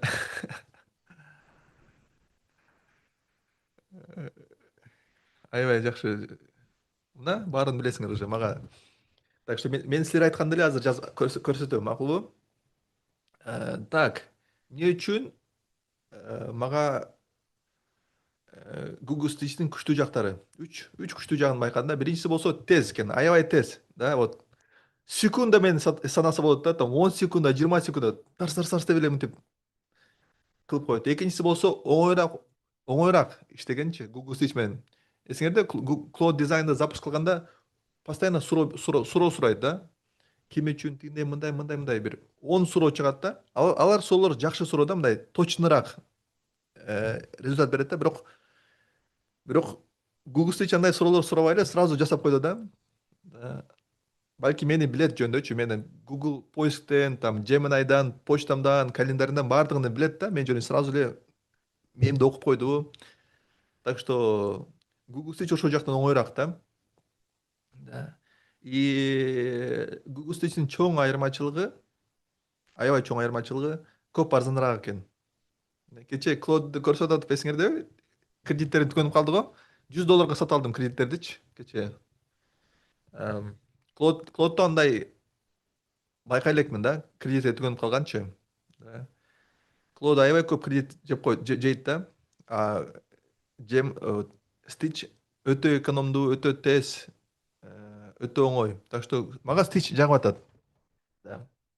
Эмне Cloud Design эмнеси менен жакшыраак десем болот? Мисалы, документтерди жасайт экен, аябай жакшы. Документтерди, презентацияларды, флайерлерди, ушундай кагаз нерселерди Cloud Design жакшы жасайт экен да. Ошонго колдонсо болот. Бирок веб нерселер болсо, веб дизайн, приложенияларды Stitch жакшыраак экен. Так, урматтуу катышуучулар, мен силерге биздин жаңы курс жөнүндө айтып бергим келип атат. Аябай анонс. Бизде жаңы курс башталып атат. Кыргызстан үчүн эле жаңы бул. Бул болсо AI колдонуп, веб приложение, iOS приложение куруу. Бул болсо App Store 2 жумалык курс. Курстун максаты приложение куруп App Store'го чыгарганы. Аябай жакшы приложение курса болот. Аябай тез курса болот, AI инструменттерди колдонуп. Так что мен 20 окуучуну издеп атам. Сабактар ушу келе жаткан 5-күнү болот. Мен үчүн 5-күн болот да. Кыргызстан үчүн 6-күн болот. Мен үчүн Вашингтон үчүн кечки 8 болот. Бишкек үчүн эртеменки 6 болот. Так что эме даяр болгула, эрте туруп күнүңөрдү сонун AI менен баштаганы. AI'ды колдонуп приложение курганда өтө тез, өтө оңой болуп калды. Да, мурун командалар керек болчу, там программисттер керек болчу, опытный адамдар керек болчу, акча көп керек болчу. Азыр болсо жакшы инструменттерди колдонуп тез курсаңар болот. Мына мен болсо Алга Кыргыз деген приложение курдум. Эгер кимде iPhone болсо App Store'дан издесеңер, Алга Кыргыз депчи, меники чыгат дароо элечи бир. Да. Кимдер менин аракетимди аябай колдоңор келсе сатып алсаңар болот. Аябай сүйүнөм, аябай ыраазы болом. $1 болгону $1. Да. Силер деле ушундай приложение куруп чыгарып койсоңор болот. Да. Мен болсо программистмин, бирок мындай iPhone үчүн жасаган программист эмесмин да. Бул өзүнчө башкача тил. Да. Мен болсо Java, JavaScript программистмин. А бул башка тил да. Xcode деген өзүнүн App Store'дун Apple'дын тили бар. Так что программист болуш кереги жок ушунучу. Мен бул приложениени AI менен курдум. Силер деле AI'ды колдонуп ушундай приложение куруп чыгарсаңар болот. Так что ойлонмогула, Сейитбек программист 11 жылдан бери жүрөт, ошол үчүн жасап кой депчи. Мен вообще кодду караган жокмун, окуган жокмун, түшүнгөн жокмун да. Бул просто AI'га айтып атып эле чыгарып койдум да. Да. Силер деле ошентип кыла аласыңар. Мен өзүм сабак берем силерге. Жумасына 3 жолу жолугабыз. ар бир сабак примерно 1 сааттан 2 жуманын ичинде результатка жетебиз. Биякта өтө маанилүү iOS приложение чыгарыш үчүн Mac компьютер керек да. MacBook, Mac mini, MacBook Air, MacBook Pro ушундай бир Mac компьютер керек да. Та Windows компьютер менен болбойт. Силер дагы бюджет кылышыңар керек. $50 Cloud'тун кредиттерине, биз Cloud'ду колдонобуз. Андан кийин Apple'га $100 төлөшүңөр керек. Бул обязательно плата. Жыл сайын любой адам ким Apple'га App Store'га приложение чыгарам десе $100 төлөш керек. Эмне кереги жок? Опыт программирования кереги жок. Дизайн деле билиш кереги жок. Да. iPhone кереги жок. Да. И кымбат бир программалар кереги жок. Сатылганчы. Да. Так что программада ушундай приложение курабыз. Главное идея болуш керек, кызыктуу идея болуш керек. Ошо идеяңарды ишке ашырса болот. Эгер силерде MacBook жок болсо, эгер силер Windows адам болсоңор, күтүп тургула 1-2 ай. Биз да ошондой Windows үчүн программа, Android үчүн программа куруу курс ачабыз, да. Бирок азыр биз iOS'тен баштайбыз. Хорошо?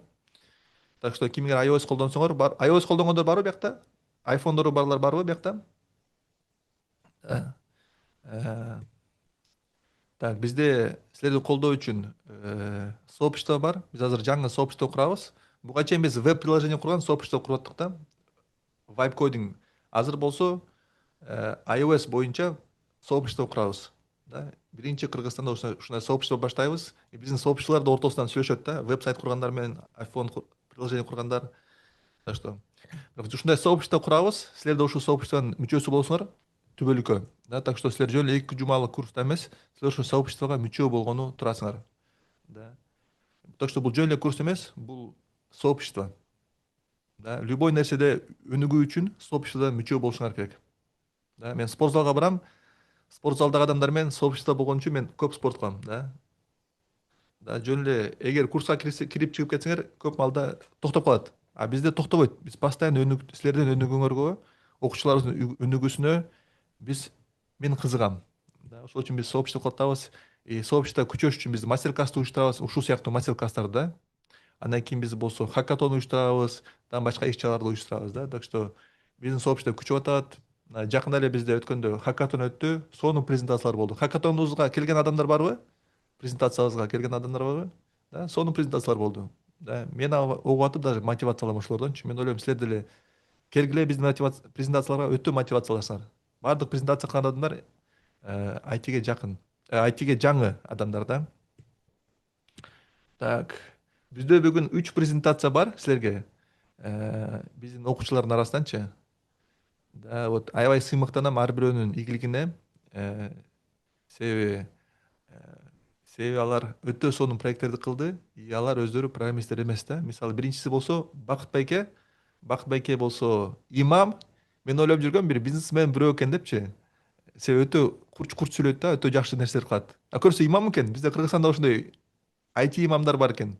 Ошо силер көрө элек болсоңор, азыр көрүшөсүңөр. Экинчи болсо Кеңеш Байке пенсионер, 60 жашта. Үчүнчү Зарина. Биякта жашыны туура эмес жазып коюпмун, кечирип кой Зарина, оңдоп коем ананчы.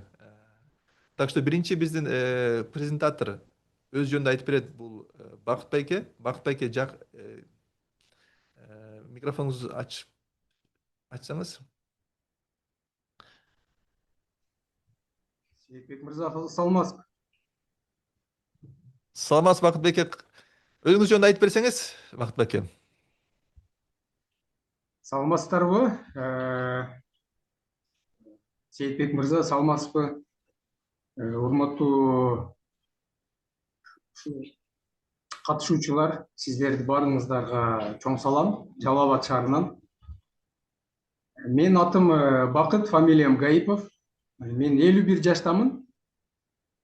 Өзүм негизги кесибим Жалал Абад шаарындагы Нияз Ажы мечитинин имамы болом.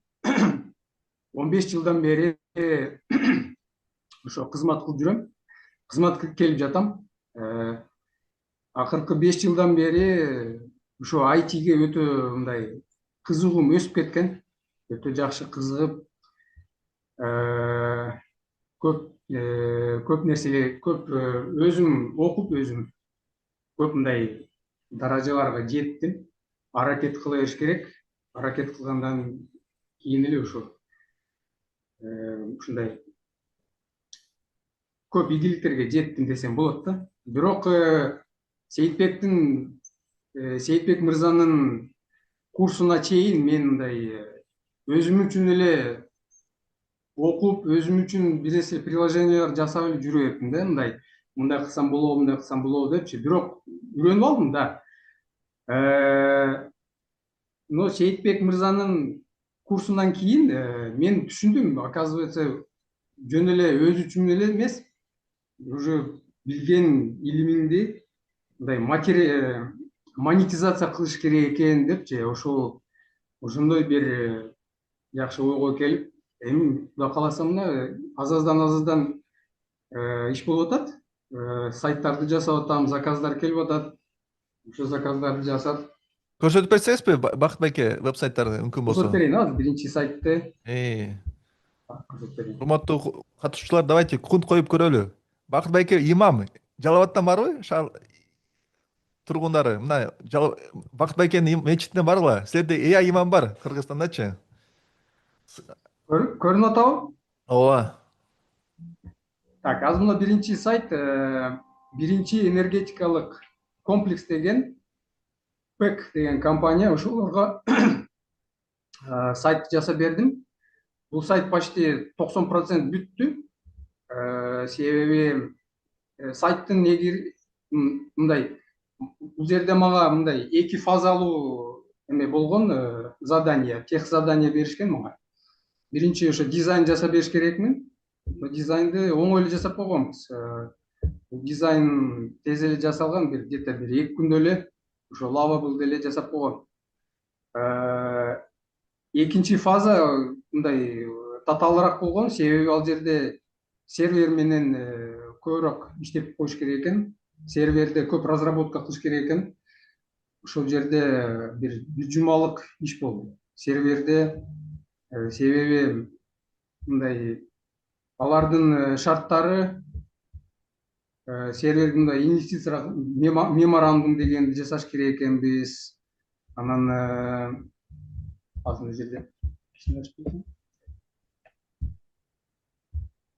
долбоор жөнүндө, анан инвесторлорго деген эң негизги ушул жерде страницаны көбүрөөк ушул жерде убакыт алып калды менде. Себеби бул жерде мыйзамга, биздин Кыргыз Республиканын мыйзамына ылайык кылыш керек экенбиз да бул жерде сайттычы. Эгерде себеби бул жерге инвесторлор келет экен. Ушул компанияга мындай инвесторлор өзүнүн заявкаларын берет экен. Ушул жерге дата рум дегенди база катары жасаш керек экен да мен. Ушул дата румду мен жасап бердим. Бул эң мындай кыйыныраак болгон экен. Себеби бул жерде каалаган кайсы бир инвестор өзүнүн мындай инвестиция кылам деген болсо ушул жерге, ушул сайтка, ушул компанияга бул жерде биринчи заявка бериш керек. Заявканын негизинен анан одобрение же мындай колдоо болобу же колдоо болбойбу деген Сонун Бакыт байке экинчи веб-сайтты көрсөтүп берсеңиз, караңызла. Ушундай веб-сайтты канчага саттыңыз, Бакыт бул байке? веб-сайтты $2000 кылдым. 2000 доллар. Супер. Ооба. Азыр сизге экинчи ачып берсем, ачып койбопмун, кечиресиздер. Азыр тез эле ачып берем.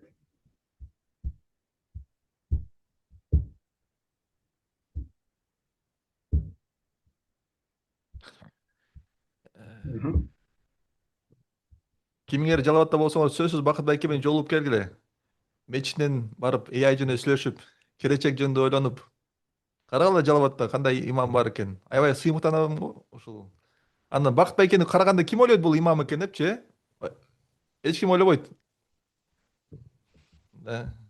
Мен Бакыт байке менен бир ай сүйлөшүп жүрүп, анан кийин эле билдим да, имам экенчи. Вообще билинбейт, Аябай ошол үчүн аябай биздин программабыз кызыктуу да, ушундай кызыктуу адамдар топтолот Кыргызстандын баардык бурчунан, дүйнөнүн баардык бурчунан ушундай кызыктуу адамдар, уникалдуу адамдар топтолот. Так, бул жерде экинчи сайт ачылды. Бул Кыргыз Республиканын инвестициялык фондко ушул сайтты мен жасап берип атам. Азыр уже мына главный эмеси бүттү. Бизди главный дизайнды утверждение кылдык. Мына ушул жерде жазылып келет. Национальный инвестиционный фонд Кыргызской Республики деп. Бирок бул жерде эң негизги шарты ошо анимация көбүрөөк колдонот экенбиз деп бизге мага ошо дизайнерлери ушул задание беришкен, ошо эмелерди жасадым. Бул жерде уже бүт анимациялары жакшы мындай. Мындай нерсе ушундай кылып бир 3D камераны колдондук биз ушул жерде. Мындай кылып ачылат экен да. Вау. Сиз өткөндө көрсөткөндөн жакшы болуп кетти го, Бул азыр башкача болуп калды. Азыр себеби өздөрүнүн дизайнерлери кошулуп бул жерге. Анан правкаларды коюп атабыз ар дайым. Азыр ушу правкалар менен уже бүттүк мына биринчи страницаны. Азыр мына Супер. экинчи страницаларга мындай өтүп кетип атабыз уже. Афонди деген мисалы жерлерге кирип, ушул жерде ачылып мына бул жерде мындайлар уже жетекчилер ким, совет директоров дегендер бар. Анан бул жерге дагы мындай курсорду наведение кылганда ошо сүрөттөр чыгыш керек экен да, ошолордун өзүнүн шарты болгон экен суроо. Ушинтип Төрөбаев Бакыт Эргешевич деген чыгып калат экен. Сүйүналиев Руслан Мырзабекович деген чыгып калат экен.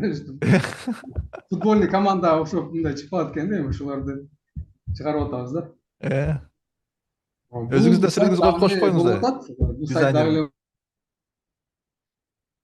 азаздан кетип атабыз, бүтүрүп атабыз. Супер, рахмат Бакыт байке. Өтө кызыктуу. Аябай кубанычтамын Бакыт байке. Мына карасаңыз, мамлекеттик деңгээлде вебсайт куруп, да. Өтө сонун. Ийгилик сизге Бакыт байке, көп да клиенттер болсун. Рахмат. Өтө кооз вебсайттар. Да. Так, Бакыт байке, эгер ким даңа вебсайт заказ кылам десе, Бакыт байкеге байланышкыла.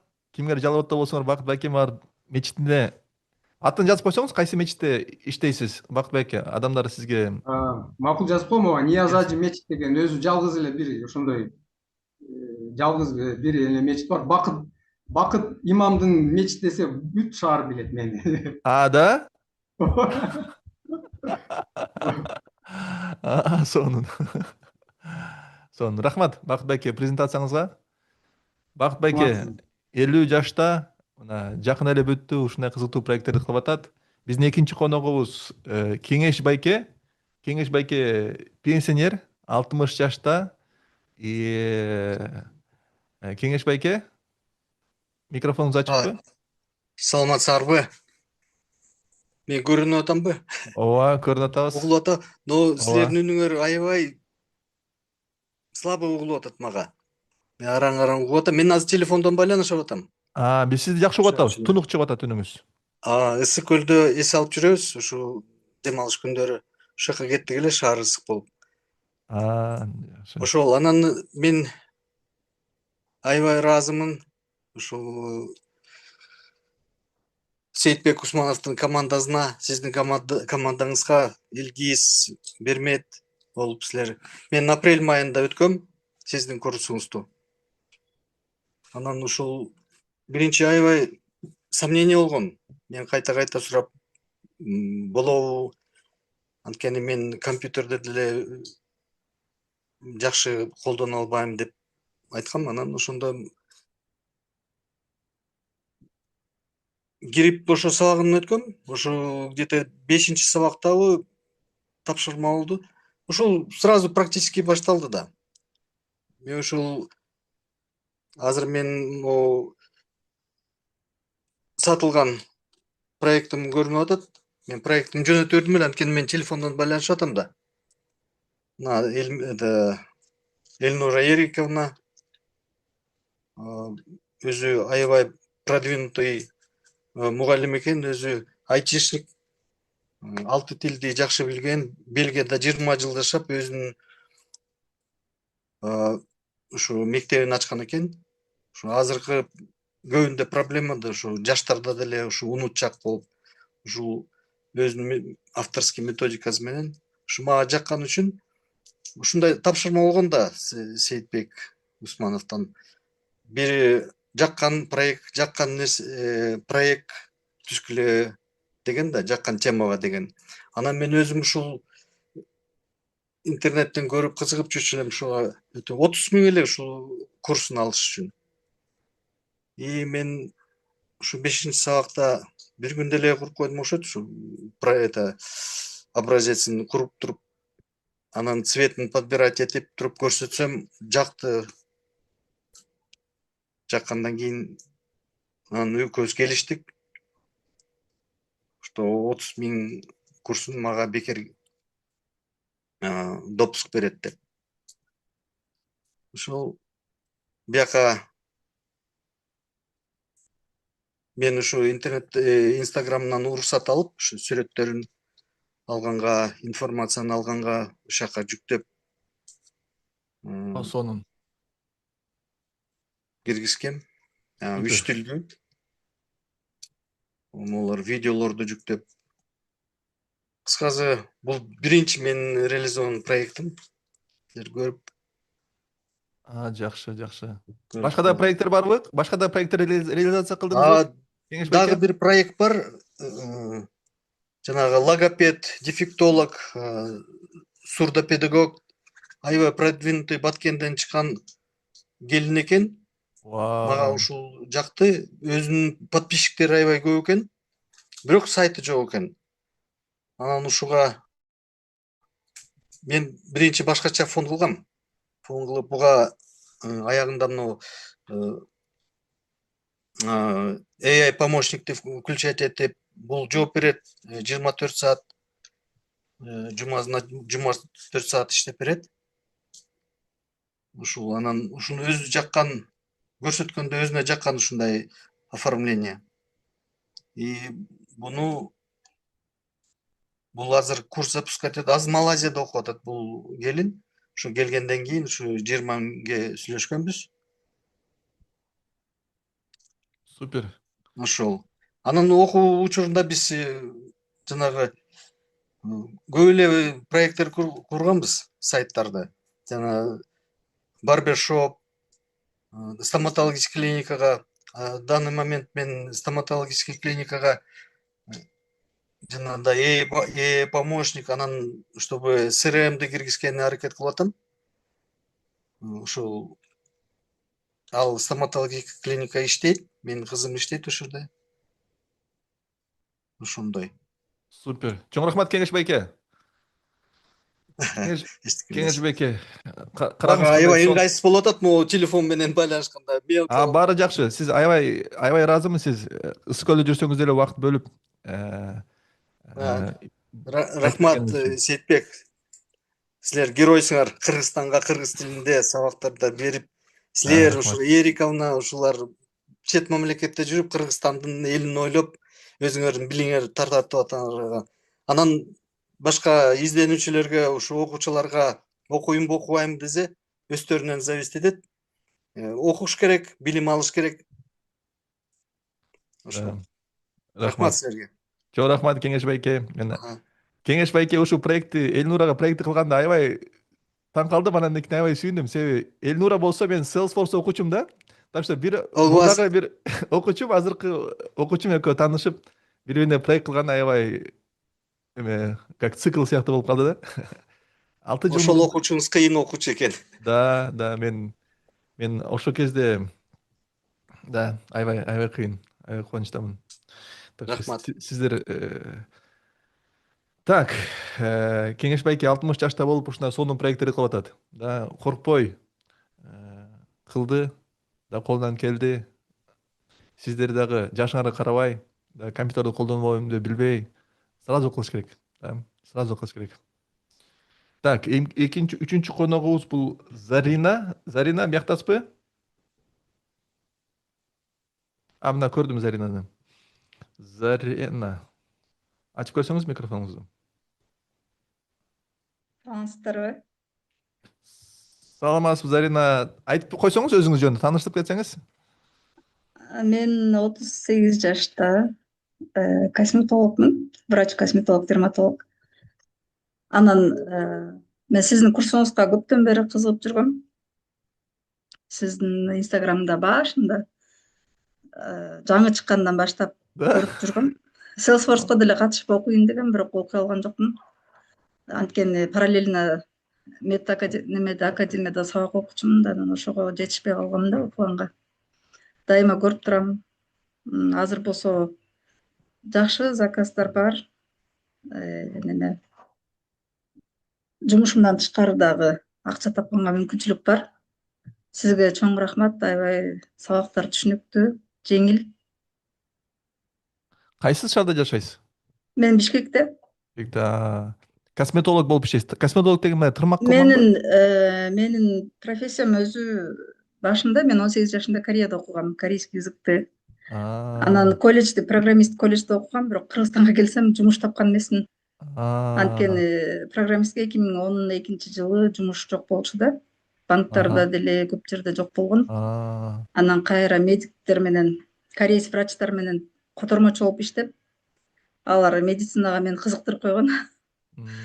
Сиз окубай эле медик болуп калдыңыз депчи. Анан кайра окугам медицинаны. Лечебное дело факультетин бүткөм. Сиз азыр биздин менен жаңы эле окуп бүттүңүз, э? Вот Ооба, кечээ сиздикин жаңы эле окуп бүттүм.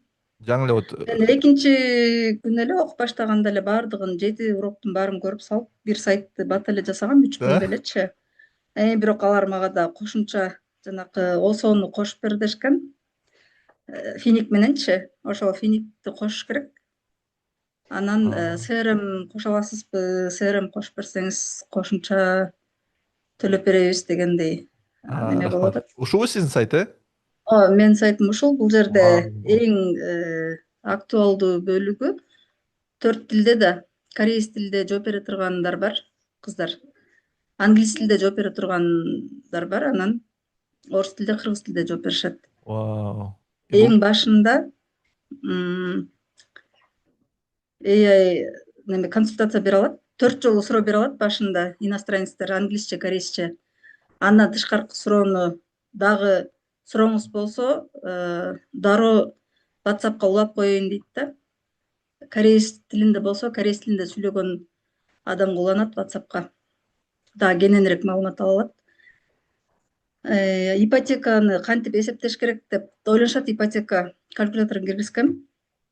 Ким канча суммада ипотека алса, ошону өзү биле алат алдын алачы. Ушунча сумма төлөй аламбы деп, эгер төлөй алса, анан ипотекага алганга консультация кайрылса болот да. Өзүнүн каалаган баасын коюп эсептеп алат бул жерден. Салыштыруу аналитика болгондо көбү шаарды жакшы билбегендер болот. Чет элде жашагандар, кыргыздарчы. Балким Кореяда, Россияда, Америкада. Анан бул жерде кайсы район кандай болуп атат? Бул жака реклама көбөйгөндөн өзү балар, туура балар чыгат да, азыркы балар, интернеттеги эле балар да. Тур программасы бар экен. Тур программасы. Бул жерде шаарды жакшы билбеген болуп калса, дароо тосуп алышат экен. Тосуп алып, бир жуманын ичинде каалаган недвижимость таап бергенге жардам беришет. Тосуп алат, жайгаштырат, юридикалык жардам беришет. Анан эгерде үй албай калса 15 000 сом төлөп кетишет, алып калса төлөбөйт. Ошо үй алган акысына кошулат жанакы комиссиясыначы. Рахмат, Зарина, өтө кызыктуу экен. Ушул кызыктуу жерин айтып койсом болобу? Өз атына каттоо дегенди ачсаңыз.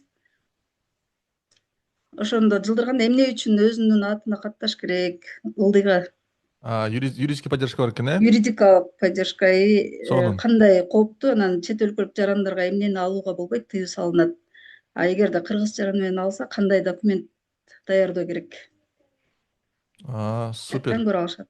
Муну кимге салдың? Өзүңүздүн фирмаңыз бар ушуна же күйөөңүздүкү же туугандардыкы же? Бул жолдошумдуку, бирок акысы төлөнөт мага окуганым үчүн. Вау, супер. Мындан тышкары 2 дагы заказдар бар. Мен косметолог чогуу иштеген өзүнүн жеке баракчасын ачып беришим керек. Анан мед колледждин директору сүйлөшүп таанышып калгам, алар дагы сайтын жаңыртууга жасап бересиңби убактың болсо деп. Бирок баардыгынан задаток алып койгонмун. Да? 5.000 сом, $100. Төртөөнөн задаток алып койгом. Вау, азаматсыз, азаматсыз. Рахмат, Зарина, өтө кызыктуу экен. Караңыз, Зарина жакын эле окуп баштады. Да, и Ооба. даже сабак баштала электе эле баарын көрүп чыгыптыр. Записьтерди элечи. Өзү көрүп коюп. Баарын окуп салып, дароо эле жасап койгом 2-3 күндө элечи. Да. Вау, аябай Оңой эле кубанычтамын. окуңуздар. Сунуштайм. Да, Сиз рахмат. айткандай баардык актуалдуу жаңы башталган нерсени окуп, колдонуп пайдаланып калыш керек. Медицинада деле ошондой жаңы препарат чыгат.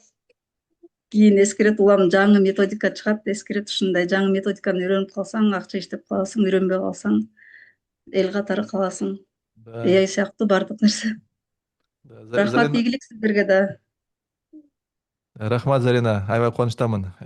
Ийгиликтериңизди көрүп, и вот Зарина түшүнүп сразу үйрөнүп баштады да. 3 жуманын аягына чейин күтпөй эле сразу биринчи күнү эле баарына көрүп чыгып, и сразу клиенттерге өтүптүр да.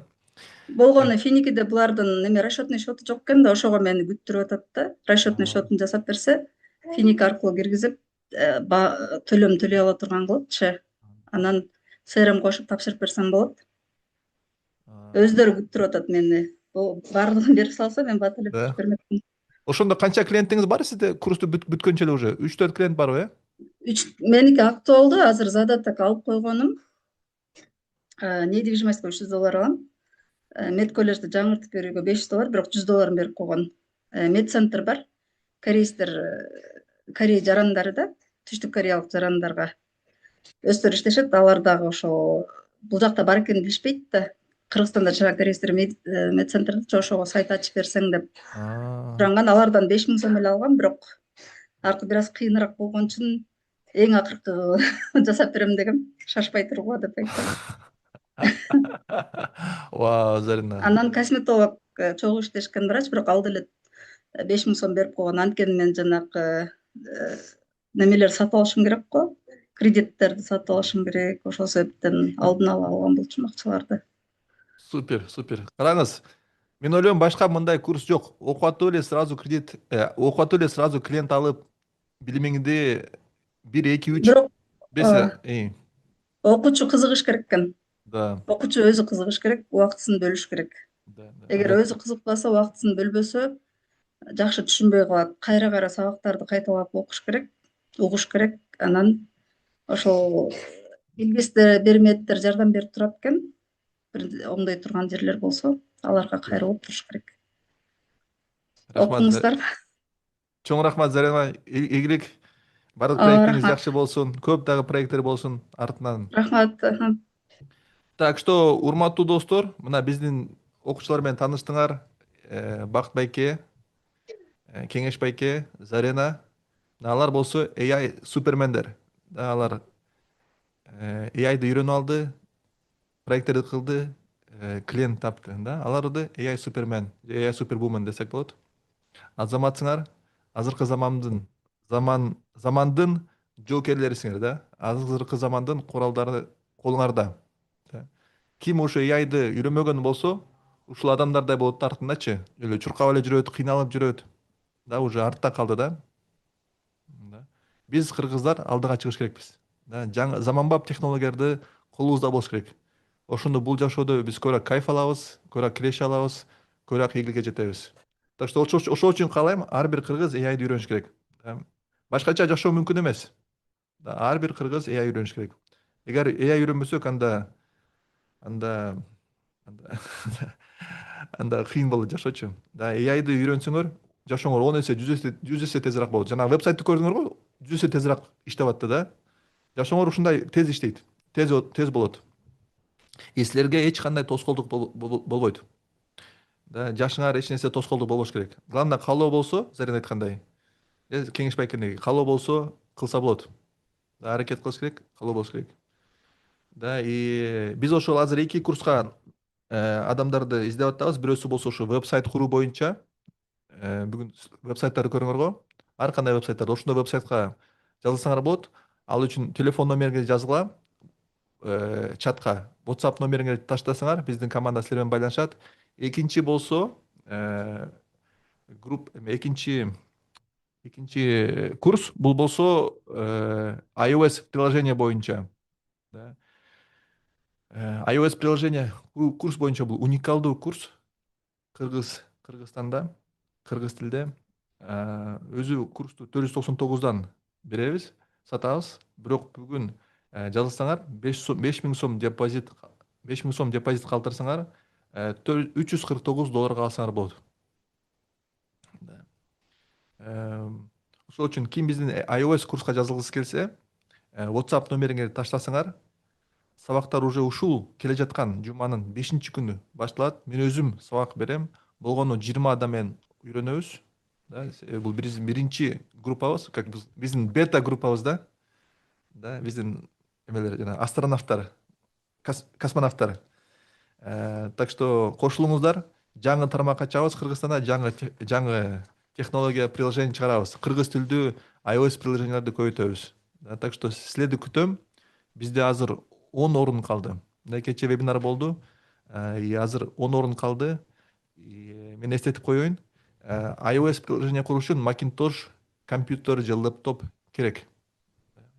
Эгер силер болсо веб-сайт курам десеңер, эгер силер Заренадай, Кеңеш Байкедей, Бакыт Байкедей ийгилик көрөм десеңер, веб-сайт курупчу. Силерге ошол жакын болсо, анда деле жазгыла. Биз алар үчүн да группа ачып атабыз. Да.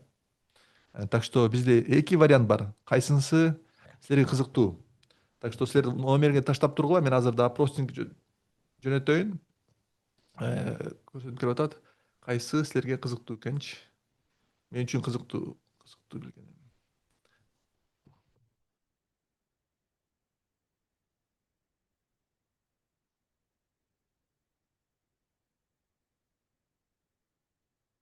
Анан кое тургула, биз азыр жакында ойнотобуз лотереяны.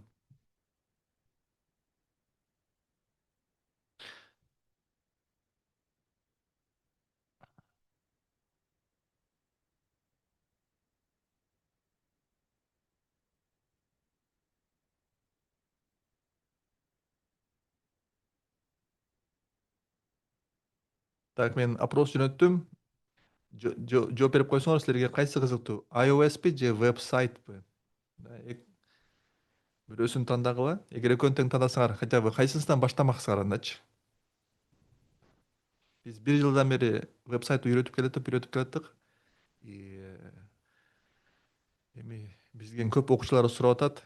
Телефон үчүн приложение качан болот депчи. Мына мүмкүнчүлүк келди. Телефон үчүн приложение курганы. Программа 2 жума. Программанын аягында силердин курган приложение, AI менен курган приложение App Store'до чыгат. Так, урматтуу катышуучулар, эми болсо, номериңерди таштадыңарбы баарыңар тең? Таштап койгула номериңерди. Кимдер код менен таштагыла макулбу? Номериңердичи. Мамлекеттик код менен, себеби силер Кореядабы, Германиядасыңарбы, ошол мамлекеттин кодун кошуп койгула. Мисалы Америкада болсоңор +1 деп жазып койгула.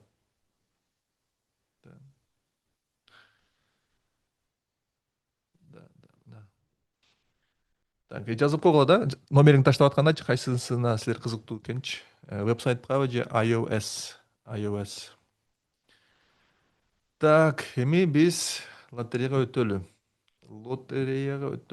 Кстати, мен силерге жана макаланы көрсөткүм келген. Мына бул CNBC деген Америкада алдыңкы новостной веб-сайт, CNBC.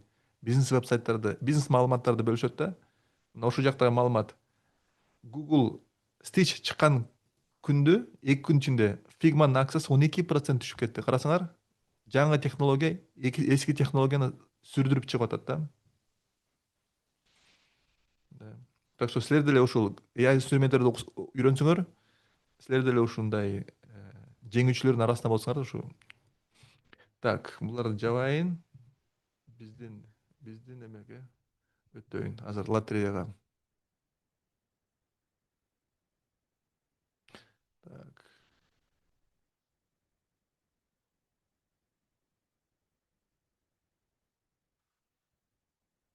Так, кеттик анда,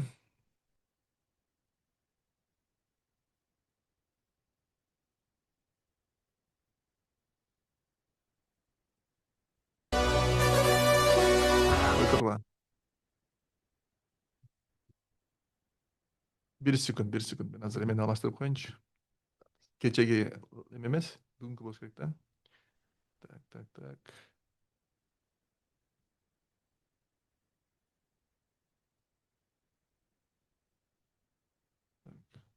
Кеттик, эми даярмын. Так, үн менен кеттик. Так, 19 июль бир орунду розыгрыш кылабыз. 50% скидка биздин курска.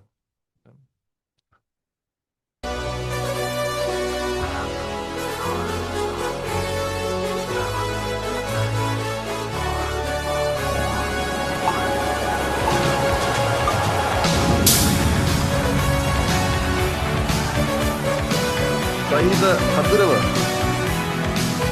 Бар ол жакта? Саида Кадырова.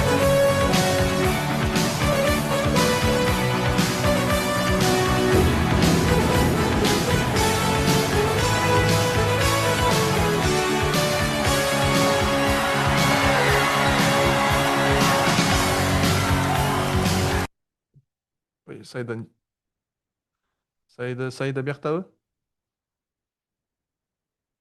Саида жана. Саида бияктабы? Так. Азыр 30 секунда берели Саидага.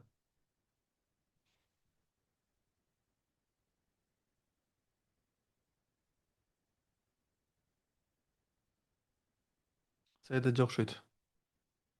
Саида. Так, кайра ойнотуп алам да, э?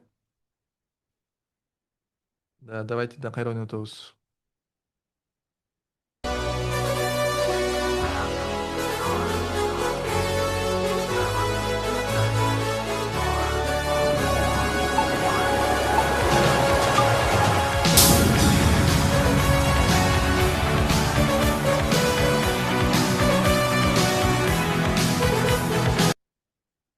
Роза Турдали. Роза Турдали бияктабы? Пенсионер деп турат. Роза Эже. Бияктасызбы?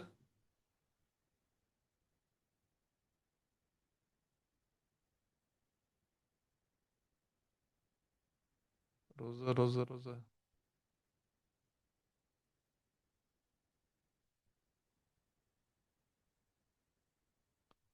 Так, Роза Эже жок окшойт. Хорошо, давайте кайра ойнотолу. Кеттик анда.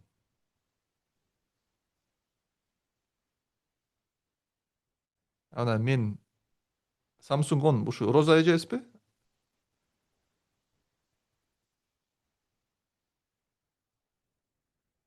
Роза Эже бияктасызбы? Азыр. Макул. Кайра ойнотуп атам. Макулбу?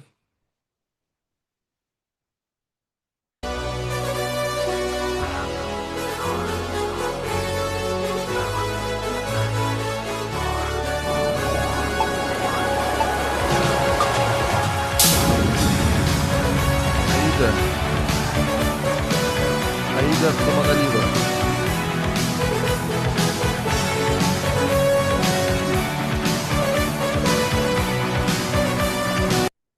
Аида барбы? Ошо жүрөк Аидабы, э? Жүрөк жөнкөн. Аида Курманалиева. Мына Аида. Так, микрофон ачып берсең, бермет Аидага. Таанышалы. Ким экен? Аида Курманалиева.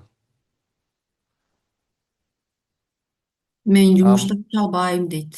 Так, анда бизге WhatsAppка жазыңыз. Биздин Да, текшерели. WhatsApp группаларда админдерибизге жазыңыздар. Сиздин номер телефон менен текшеребиз. Макул, номериңиз бар бизде, толук номер. Мына Аида эмеде окшойт, э? Чат мамлекетте окшойт. +97 деп турат. Бул каяк бул? Эмиратпы, э? Же Кореябы? Так, урматтуу катышуучулар, чоң рахмат бүгүн катышканга. Презентация жактыбы, пайдалуу болдубу? Да. Так что силерди күтөм биздин iOS курста ушул 5-күнү сабактар башталат. Сонун проекттерди көрөбүз. Көрүшкөнчө, кимдер дагы катышкыңар келсе, бизге номер WhatsApp номерин таштагыла, байланышабыз. Жакшы туруңуздар.